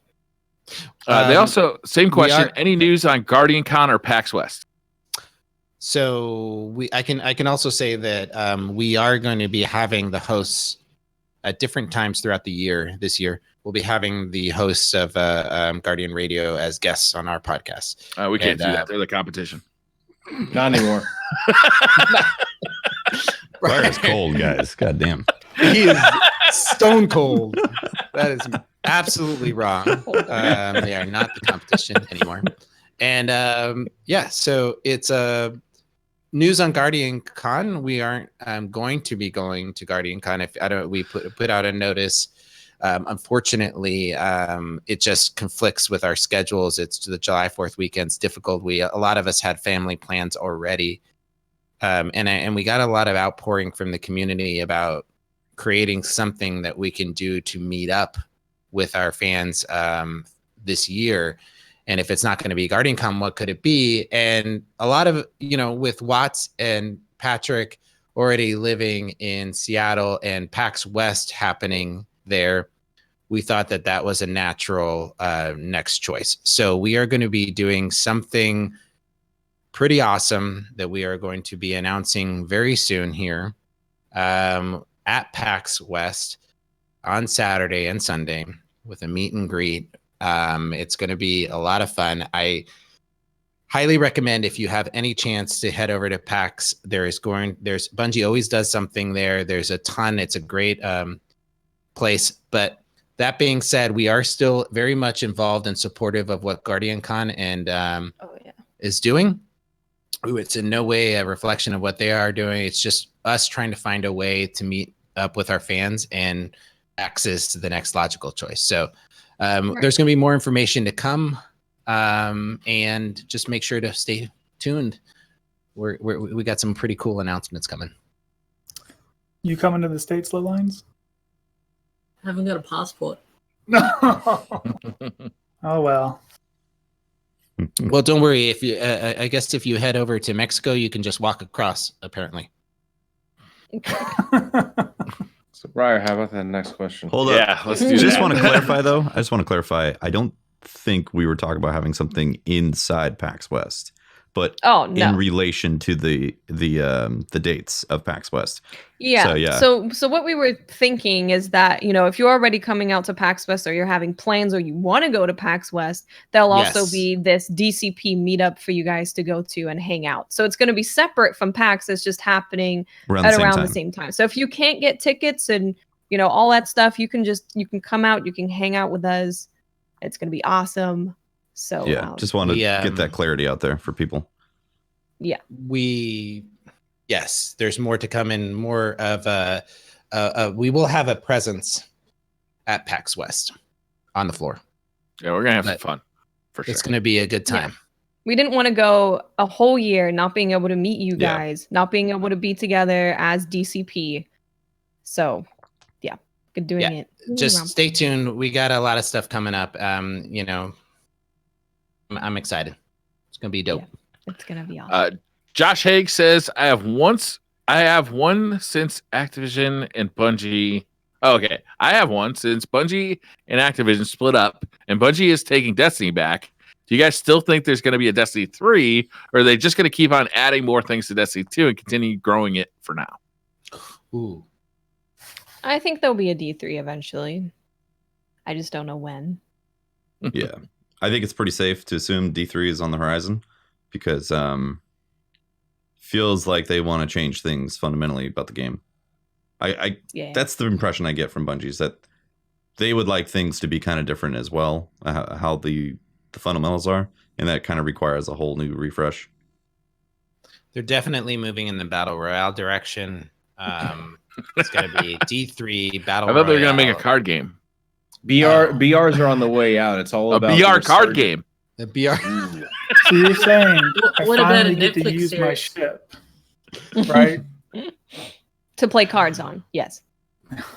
It's actually Have a I'm good gonna play card Star game. Fox, Destiny. Come on. they're gonna merge Destiny and Eve together, and there we My go. favorite spreadsheet simulator with my Yes. favorite shooter. Yes, two genres that have never properly been ported together. I Hey, was we have an actually just Excel watching a export speed game, run too. of Halo Reach, Mm-hmm. and I was watching the ship battle part of that, and I was like, "Oh man, I forgot about that part. That part was fun." Being was able cool. to space battles in Halo. Yeah, and That Halo was Reach. cool, Remember man. that? Yeah, that was it's cool. a couple missions. that And, were and light you on know the what? flying. Those ships were pretty fun to navigate. They did a good job. You know, Yeah. I only want ship battles if I can get off my ship, jump on their ship, and go in and shoot them all. I'm with No. Watts on this. I'm on the Watts bandwagon here. You can just play Battlefield. It's not the same. I want space magic. All right. The William Jacob says, "When will level 7 be beaten?" I don't honestly like looking at what they're talking about with the puzzle. It seems like people have no freaking clue. Somebody will brute force it though, eventually. Yeah, the thing that's really hard about this is you have to restart from level 1. No can't checkpoints just- is just It's dumb. yes, it's not good because imagine if you could just sit there and be like, okay, guys, crazy idea. Let's just try it. Jump in, try it. No, okay, next one. You can't do that. You have to really commit to like 2 to 3 before you They start should the at least whole done process. a checkpoint at like level 6 or Yeah, you know, something. totally. So Have it like work like checkpoint escalation somewhere. protocol, where if you don't pass one, you go back to the last one. Yeah. Guys, wouldn't you prefer to have to run through the entire raid from the beginning every time you wipe at Riven?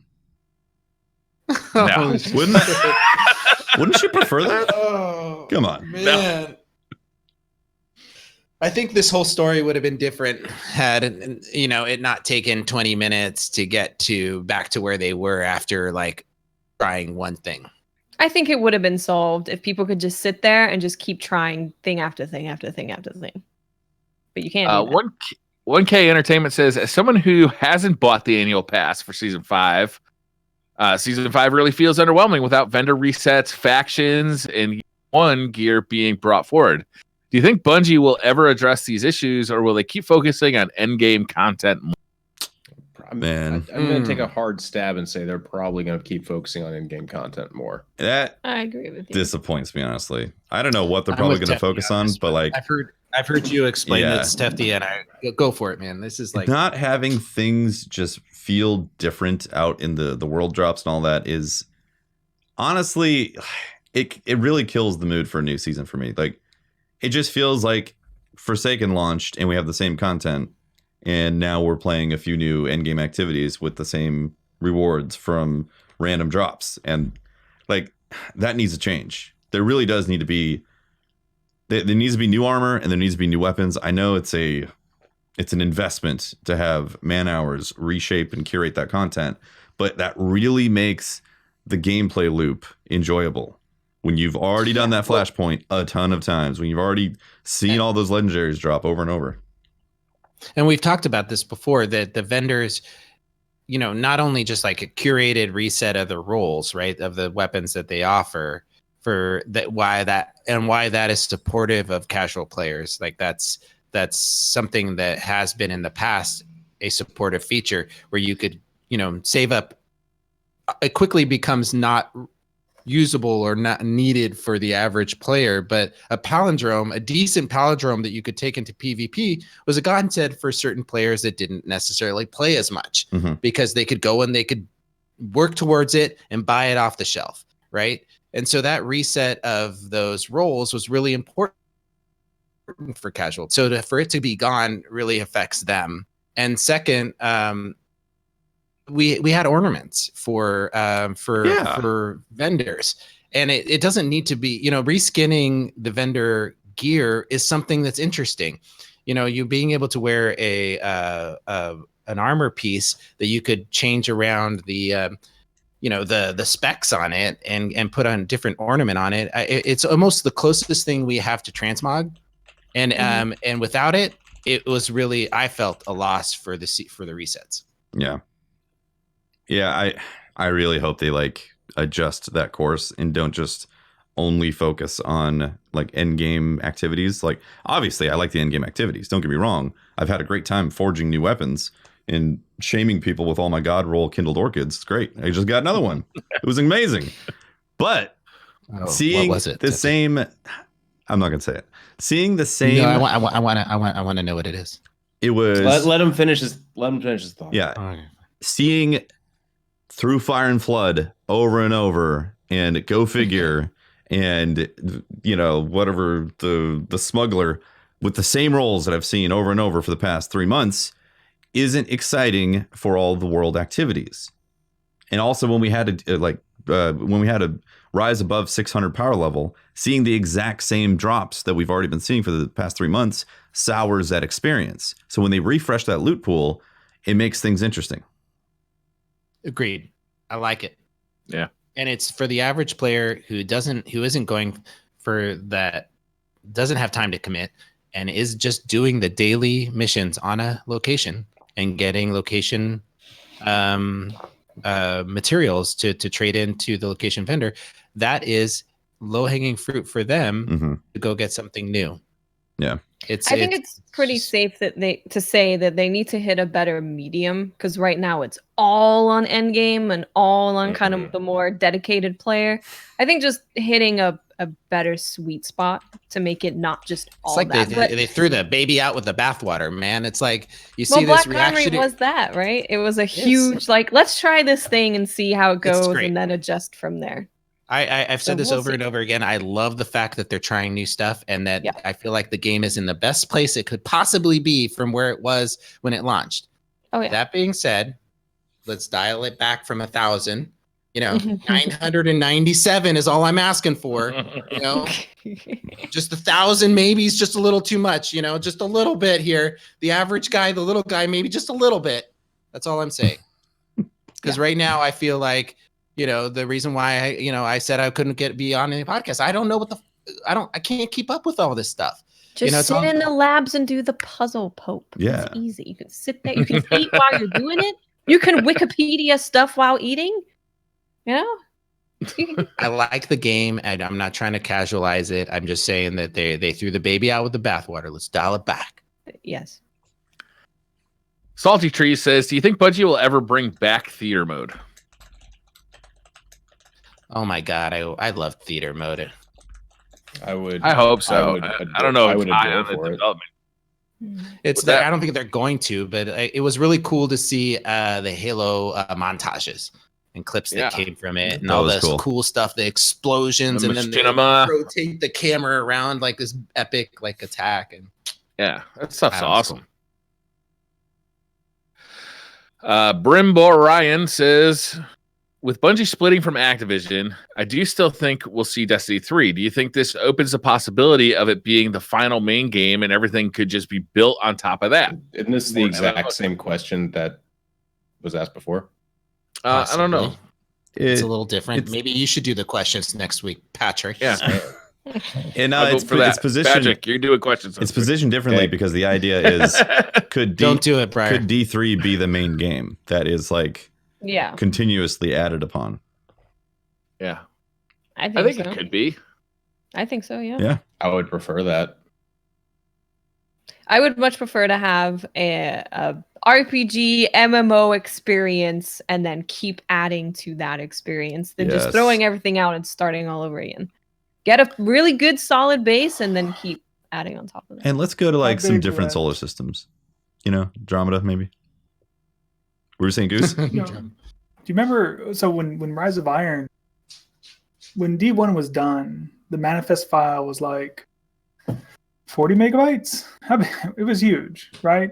I mean, there were so many items in it. It was taking a long time for us to download. Yeah, I'm saying if you have a game and they keep adding to the same game, over time there will be so much stuff in that game it impacts our apps because the size of the database that we have to draw down, it grows. It becomes something an issue because you download that 60 megabyte file. Every player that uses the apps downloads that file. I mean, it's just bandwidth charges grow. It's a great idea. They'd have to just. It's a good time to kind of break the game and move to a new one. It helps other parts of the system. It's not, the only thing. No, don't squeeze me apart. See, that's why they call me Sparkle Farts. Thanks, Pope. Animu Pepper says, when is the last time you went to the farm? Oh, God, boy. I forgot about the farm. Wow. Actually, I go to the farm every time I need to test out my streaming. Like I make a change to anything. I always put an elastic band on my controller and have my character running circles around in the farm because I'm not going to get killed by anything. And the grass is actually really hard for the streaming rig to render properly. So it's a good test there you go. of streaming. So every time I make a change to my streaming rig, I put an elastic band and I start running circles around in the farm. Guys, do you remember that one time that it was Sunday and we had access to the farm for 2 hours or something? That's right. I spent more time on the farm in that section than I ever actually have in game, right? Yeah. People were holding I out do there. actually need to go to the farm on PC. I need to go. I have a quest to go to talk to Tyra Banks. Ah. There were doors there that were blocked off. We're ooh, maybe this will be a secret in here. Little did we know that place was going to be dead. Yeah. Real Good Murph says, how many of you are going to play Anthem? I think all of us, definitely. right? Definitely. Pope, you need to start it on PC because I assume that's where we're all going. We're going to have cross save. Yeah. I'm going to be on the Switch. Sorry, guys. Nintendo Switch. Did you hear Warframe is coming to the Switch? Already is.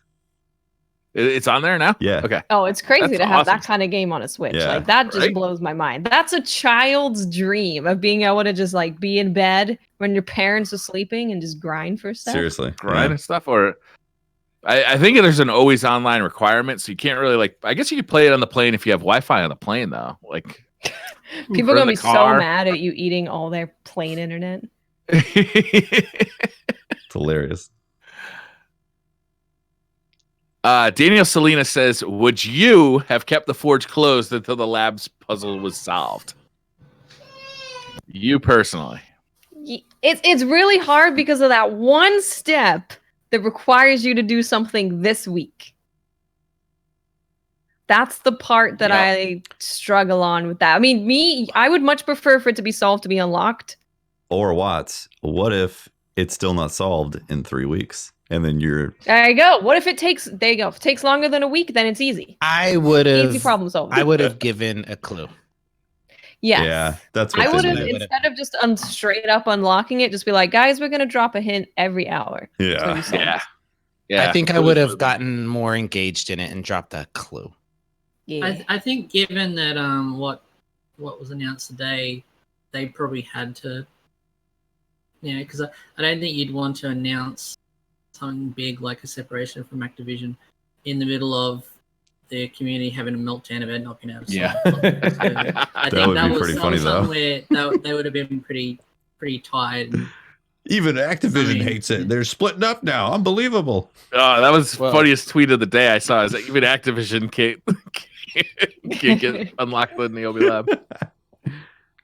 Well, that's Ringo- why they actually spit, Briar. You didn't know that? Yeah. Ringo the Dingo Activision- says... Go ahead, Pope. No. I thought you were done with the I joke. really want to hear about Ringo the Dingo. Okay, Ringo the Dingo says, if you could hold any fantasy fiction creature as a chihuahua-sized pet, what would you choose? You know what I'd choose, so I'm going to stay out of this one. Riven. I want Riven. Riven would be a Falcor? good one. I was thinking Riven too. So cute. Falcor would just be like a ferret, right? That could fly. No, it's a dog ferret. Uh, Joey, our dog, looks like Falcor, actually. Really? Yeah, we're always, every now and then, being like, the never Is he ending chihuahua story. size? Yeah. He's a Shih Tzu. Wow. No, he's not. He's not Chihuahua size. No. Okay. Yeah, that's smaller. Actually, my bad. I don't know what I'd want. I wouldn't mind having a ghost, frankly. Like, you never have to carry around your keys. You always get every door unlocked. You got to wait a little while, Except the lab. What was that little finger animal from? Masturbation would get weird, I guess, but that was really awkward. All right, so remember what was that Disney movie where this little boy found the chrome spaceship and they had all the weird animals inside of it? Flight of the Navigator. Flight of the Navigator. Yeah. Yeah, that's right. Navigator. The little animal that was just like finger sized. Mhm. Oh yeah. Flight of the Navigator, kids. Watch it. It's great. Justice Beaver says, so since Activision is seemingly bowing out and giving Bungie full control, what is your ultimate sandwich? What kind of bread are you using? What's your sandwich going to be made of? And what are you saucing that bad boy with? Wow. It doesn't matter as long as my mom made it, because as long as your mom makes a sandwich, it's just fucking delicious. As long as you don't make it. That's not. Maybe that's your not mom, true. not my mom. Hold up. Watts, Not I true. hate making Watts my is own on food. it right here. As long as you're not the one actually assembling the sandwich, that thing, no, more than likely, is going to be incredible. Especially when it's unexpected. Are Unexpected we talking about sandwiches real are nice. sandwiches? Yeah. I mean, versus fake ones. Activision Bungie sandwiches. Theoretical Yeah. sandwiches. I mean, My favorite sandwich is a tuna club on rye. It's just my favorite fucking sandwich. It's just delicious. That wait, sounds good. you're adding this with sexual interaction as well. So we're eating while we're making love to some. I don't. You're adding more variables to this Calls it question. I don't making understand love. it. It's peanut butter with mayo and banana. Yikes. That's good. You say Right. mayonnaise? I'm confused now. You put chunky peanut butter on one side. You put Mayonnaise on the other? sliced banana, or Miracle Whip if that's your jam. I'm not going to judge you on. No, it Oh, doesn't that's matter. worse. That's not where we're going wrong here. Good God. The choice of Miracle Whip or mayo is not the problem. And then you put banana, sliced banana in between. Jesus. It's like, This sounds so like good. somebody lost a bet. It is great. Sounds Peanut like butter, a nightmare. mayo, banana. Oh my God. Just try it. I will My not. favorite sandwich by far. If a place does it right, a Reuben is my favorite sandwich. It's my A favorite. Reuben is the good one. Reuben is a good one. But it's got to be like they got to use that right the right kind of bread. and- Reuben it's a risky one too, because I feel like the difference between a good Reuben and a bad Reuben is like Yeah. it's a bigger variable between It's a like huge variable. it really is. But Yeah. when There's you get a good place one, over it by is there's really a place good. over by my house that's been around for 200 years. They make a Reuben there that you just I don't know. Yeah, You got to know the place too to get it. yeah, Mm. totally. Secret menu item. Love it. Anybody I else feel got like a there's got to sandwich? be some kind of like fried spider sandwich. Oh God. No, Fried spider? I'm so glad your Did audio that in your cut out mayonnaise. during that. I was just waiting for low lines. The China, I'm staying out of this conversation. No. I think that's the safest bet. I mean, they must. There's got to be a Vegemite sandwich that you're just all about, Yeah. right? Well, I like promote of a Vegemite, but I don't make a sandwich out of it. Huh. That's like last resort. What about okay? How all we about have is yeast extract. Vegemite, mayo, banana, and peanut butter? How about that? with Nutella. With Nutella. Yeah, with a Nutella. It's the queso. mayo. The There mayo you is go. fucking Oh, everything up I know it's here. awful. Jesus. Oh man, mayo sustains. Mm-mm. I don't Keeps your bread waterproof, so it doesn't get Mayo soggy when it's sustains like in the direct sunlight. That's what it sustains. Oh Like, my you talk to God. me about like a ham sandwich. Okay, put some mayo on it. That's fine. Peanut butter, bananas. No, mayo does not belong with these things. try it. It'll The surprise only you. thing I agree with you, Goose, on Yeah. is that mayo is a better alternative than ketchup with fries. the Or together. fuck did you just say? I said I would eat mayo with my fries any day before I ever touch that filthy scum of a thing called I'm so glad ketchup. we kicked I you off love of this ketchup. podcast. Oh man, Why quit again? the great sandwich debate.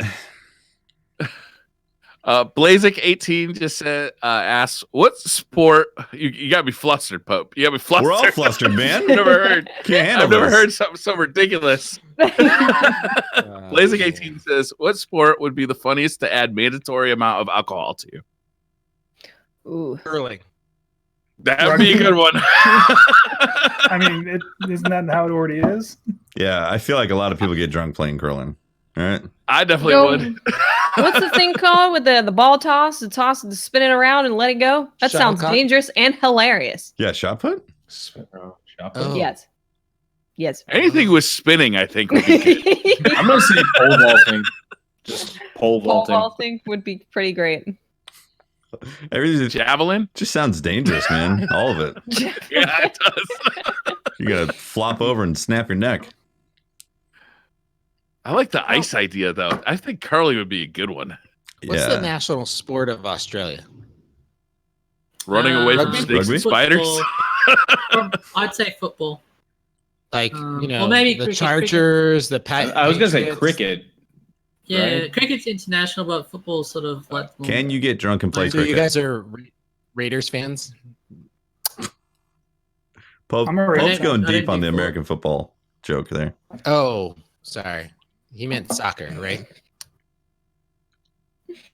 No. For us, the football's just one where it's like a. Yeah, no. I don't know. It's a totally different game. I don't know. Is it like rugby? Rugby? rugby's something separate? Okay. Australian What rules the doesn't hell have is this like game? the oval. That's like it's That's- less players than like typical rugby, right? If I remember right. Yeah, I don't know. Well, you have 15. You have 15 players on the field per side. Is that more or less? Oh, yeah, it's more. Yeah, I think Australian rules. Is It's less. like football, but without pads and played with by real men. We're gonna have to get a follow-up question.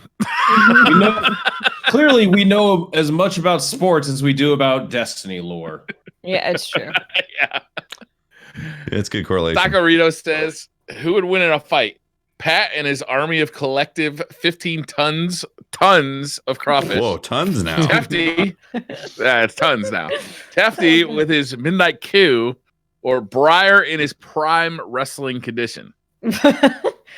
Honestly, those crawdads sound pretty terrible. 15 tons? of crawdads. I don't think care who anyone's you beating are. that. No. That's a horde, I mean, I think man. midnight Q is going to be the guy with the gun is going to be pretty effective, but I mean, there's only so many bullets. Gonna run in out of that thing. ammo. Those crawdads Is it ain't dropping AP ammo shotgun? packs. It's like a wall of crawdads. Yeah. Right? All right. Do they All right. explode when you shoot them? Because if so, that will Goose. be bad. Crawdads have claws. What is the weapon of a crawdad? Let's be honest. Nobody calls it crawdads, but people who live in other parts of the country. If you're from the south, or you're calling it crawfish. Like, Yeah, that's- It's crawfish. Okay. Thank you. Crawfish. Okay, Goose. Since you live in the South, Yeah. you've been to Crawfish Boil. Roll Tide. All right. They got red tide. Roll Tide. Roll Tide. It's a football Oh. thing. Football. My bad. Oh, more 15 football. pounds of crawfish. Oh, more sports. Ooh.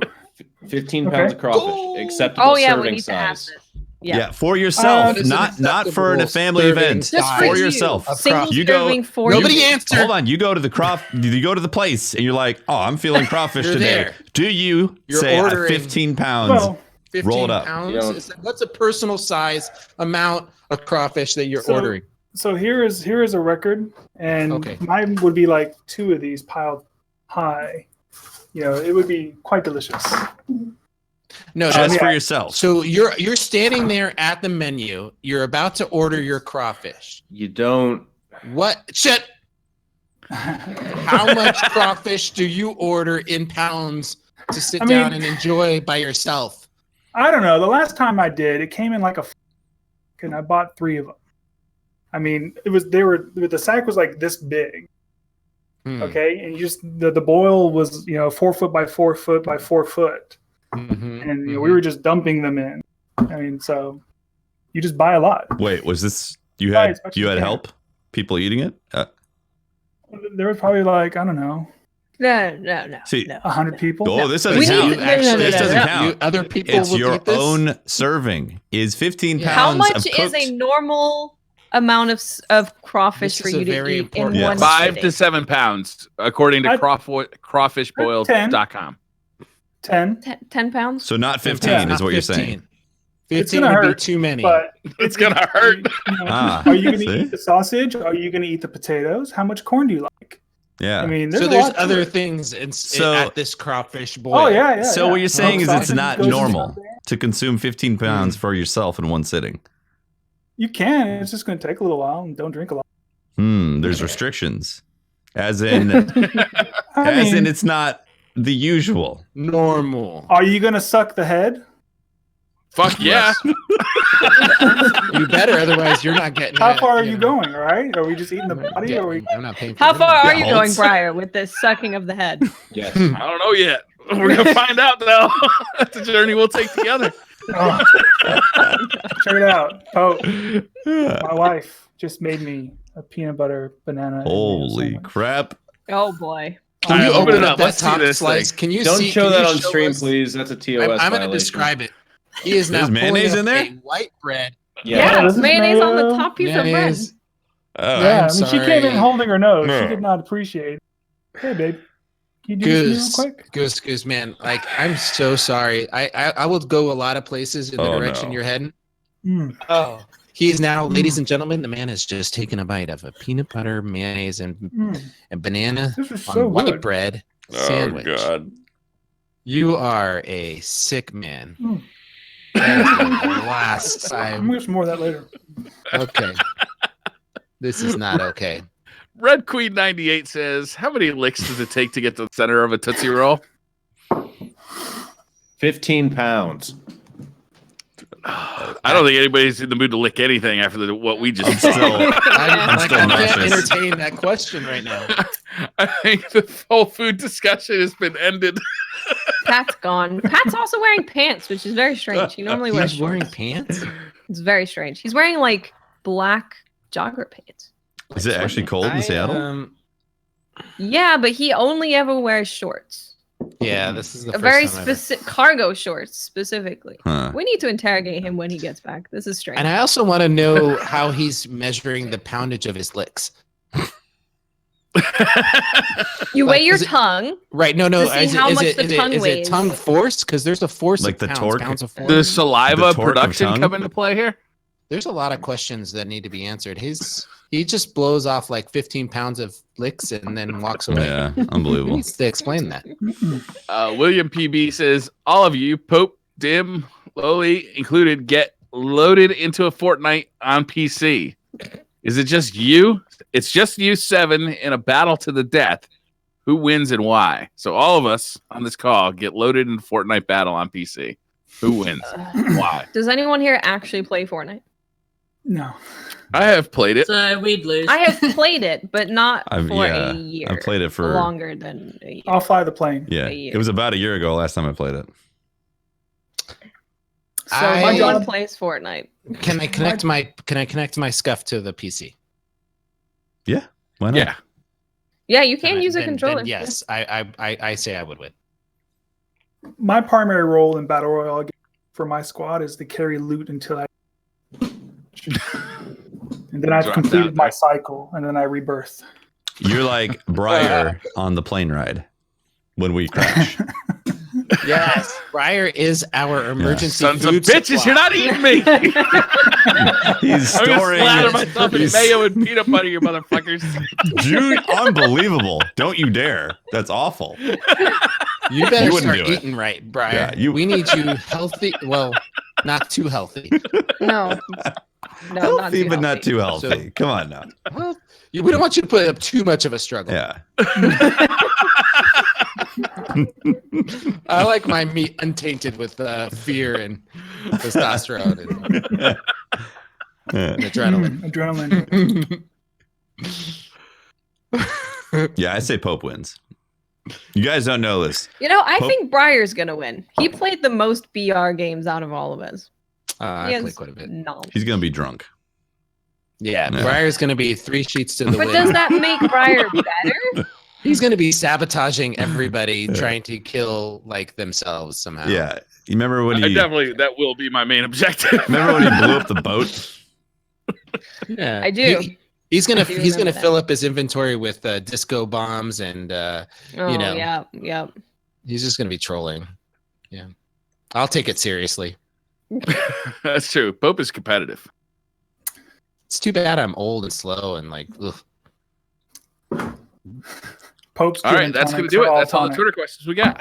Nice. Oh wow, we did it. All right. Wow. Thank you all for watching. And Well, we're gonna roll listening. right into that. Yeah, Okay, we are. Yeah. that's cool. I mean, Um. fine, Patrick. Yeah. I thought I would want to know more about your lick. How do you measure your pounds of licks? But that's cool. We also want to know why you're wearing pants. Yeah. What's up with that, There's man? Why am I some wearing really pants? Why are you wearing pants? questions before- You don't wear I've I been do wearing not pants care for why like you're the wearing past pants. month and a half. Why are you just now noticing? haven't. No, you haven't. Yes, I have. This is I've literally never the first noticed day. your lower half wear. Well, apparently, I appreciate.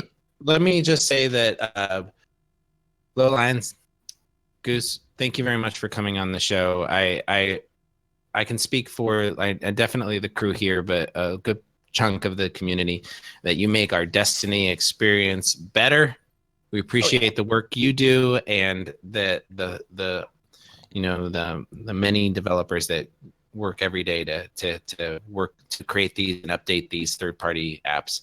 I know it's a selfless job. You know, you guys, it's not making you rich, and so we appreciate that. And I would highly encourage everybody, when you go to their websites, they didn't say it, but I will. There is a link up at the top left to donate and become a donor. Donate to their. If you find yourself linking into their apps on a regular basis, you can also help support them, and I encourage you to do that. Absolutely. Yep. Appreciate it. All right, so Patrick, is you're that- good. It's always Is the- fun to yeah. hear people, having good experiences from the stuff we make. You know, like it's just nice to hear it every now and then. So Oh, we definitely all appreciate Absolutely. it. For sure. Yep. I don't know how I'd play Destiny without any of these things. Yep. And the collaboration you guys have set and how willing you are to help and mentor and bring on other people who are just interested in learning how to, that aren't necessarily do it as a full-time job, but want to learn and grow. That's huge. That's the next generation of coders and the next generation of community members who are going to make, the Anthem community or the Anthem item manager and the, whatever, the next thing. So then that's it. I mean, and I would recommend, if you ever had any sort of desire to learn programming and something like that, to just go look up the APIs, because I mean, if you play Destiny, you've got an incentive to learn.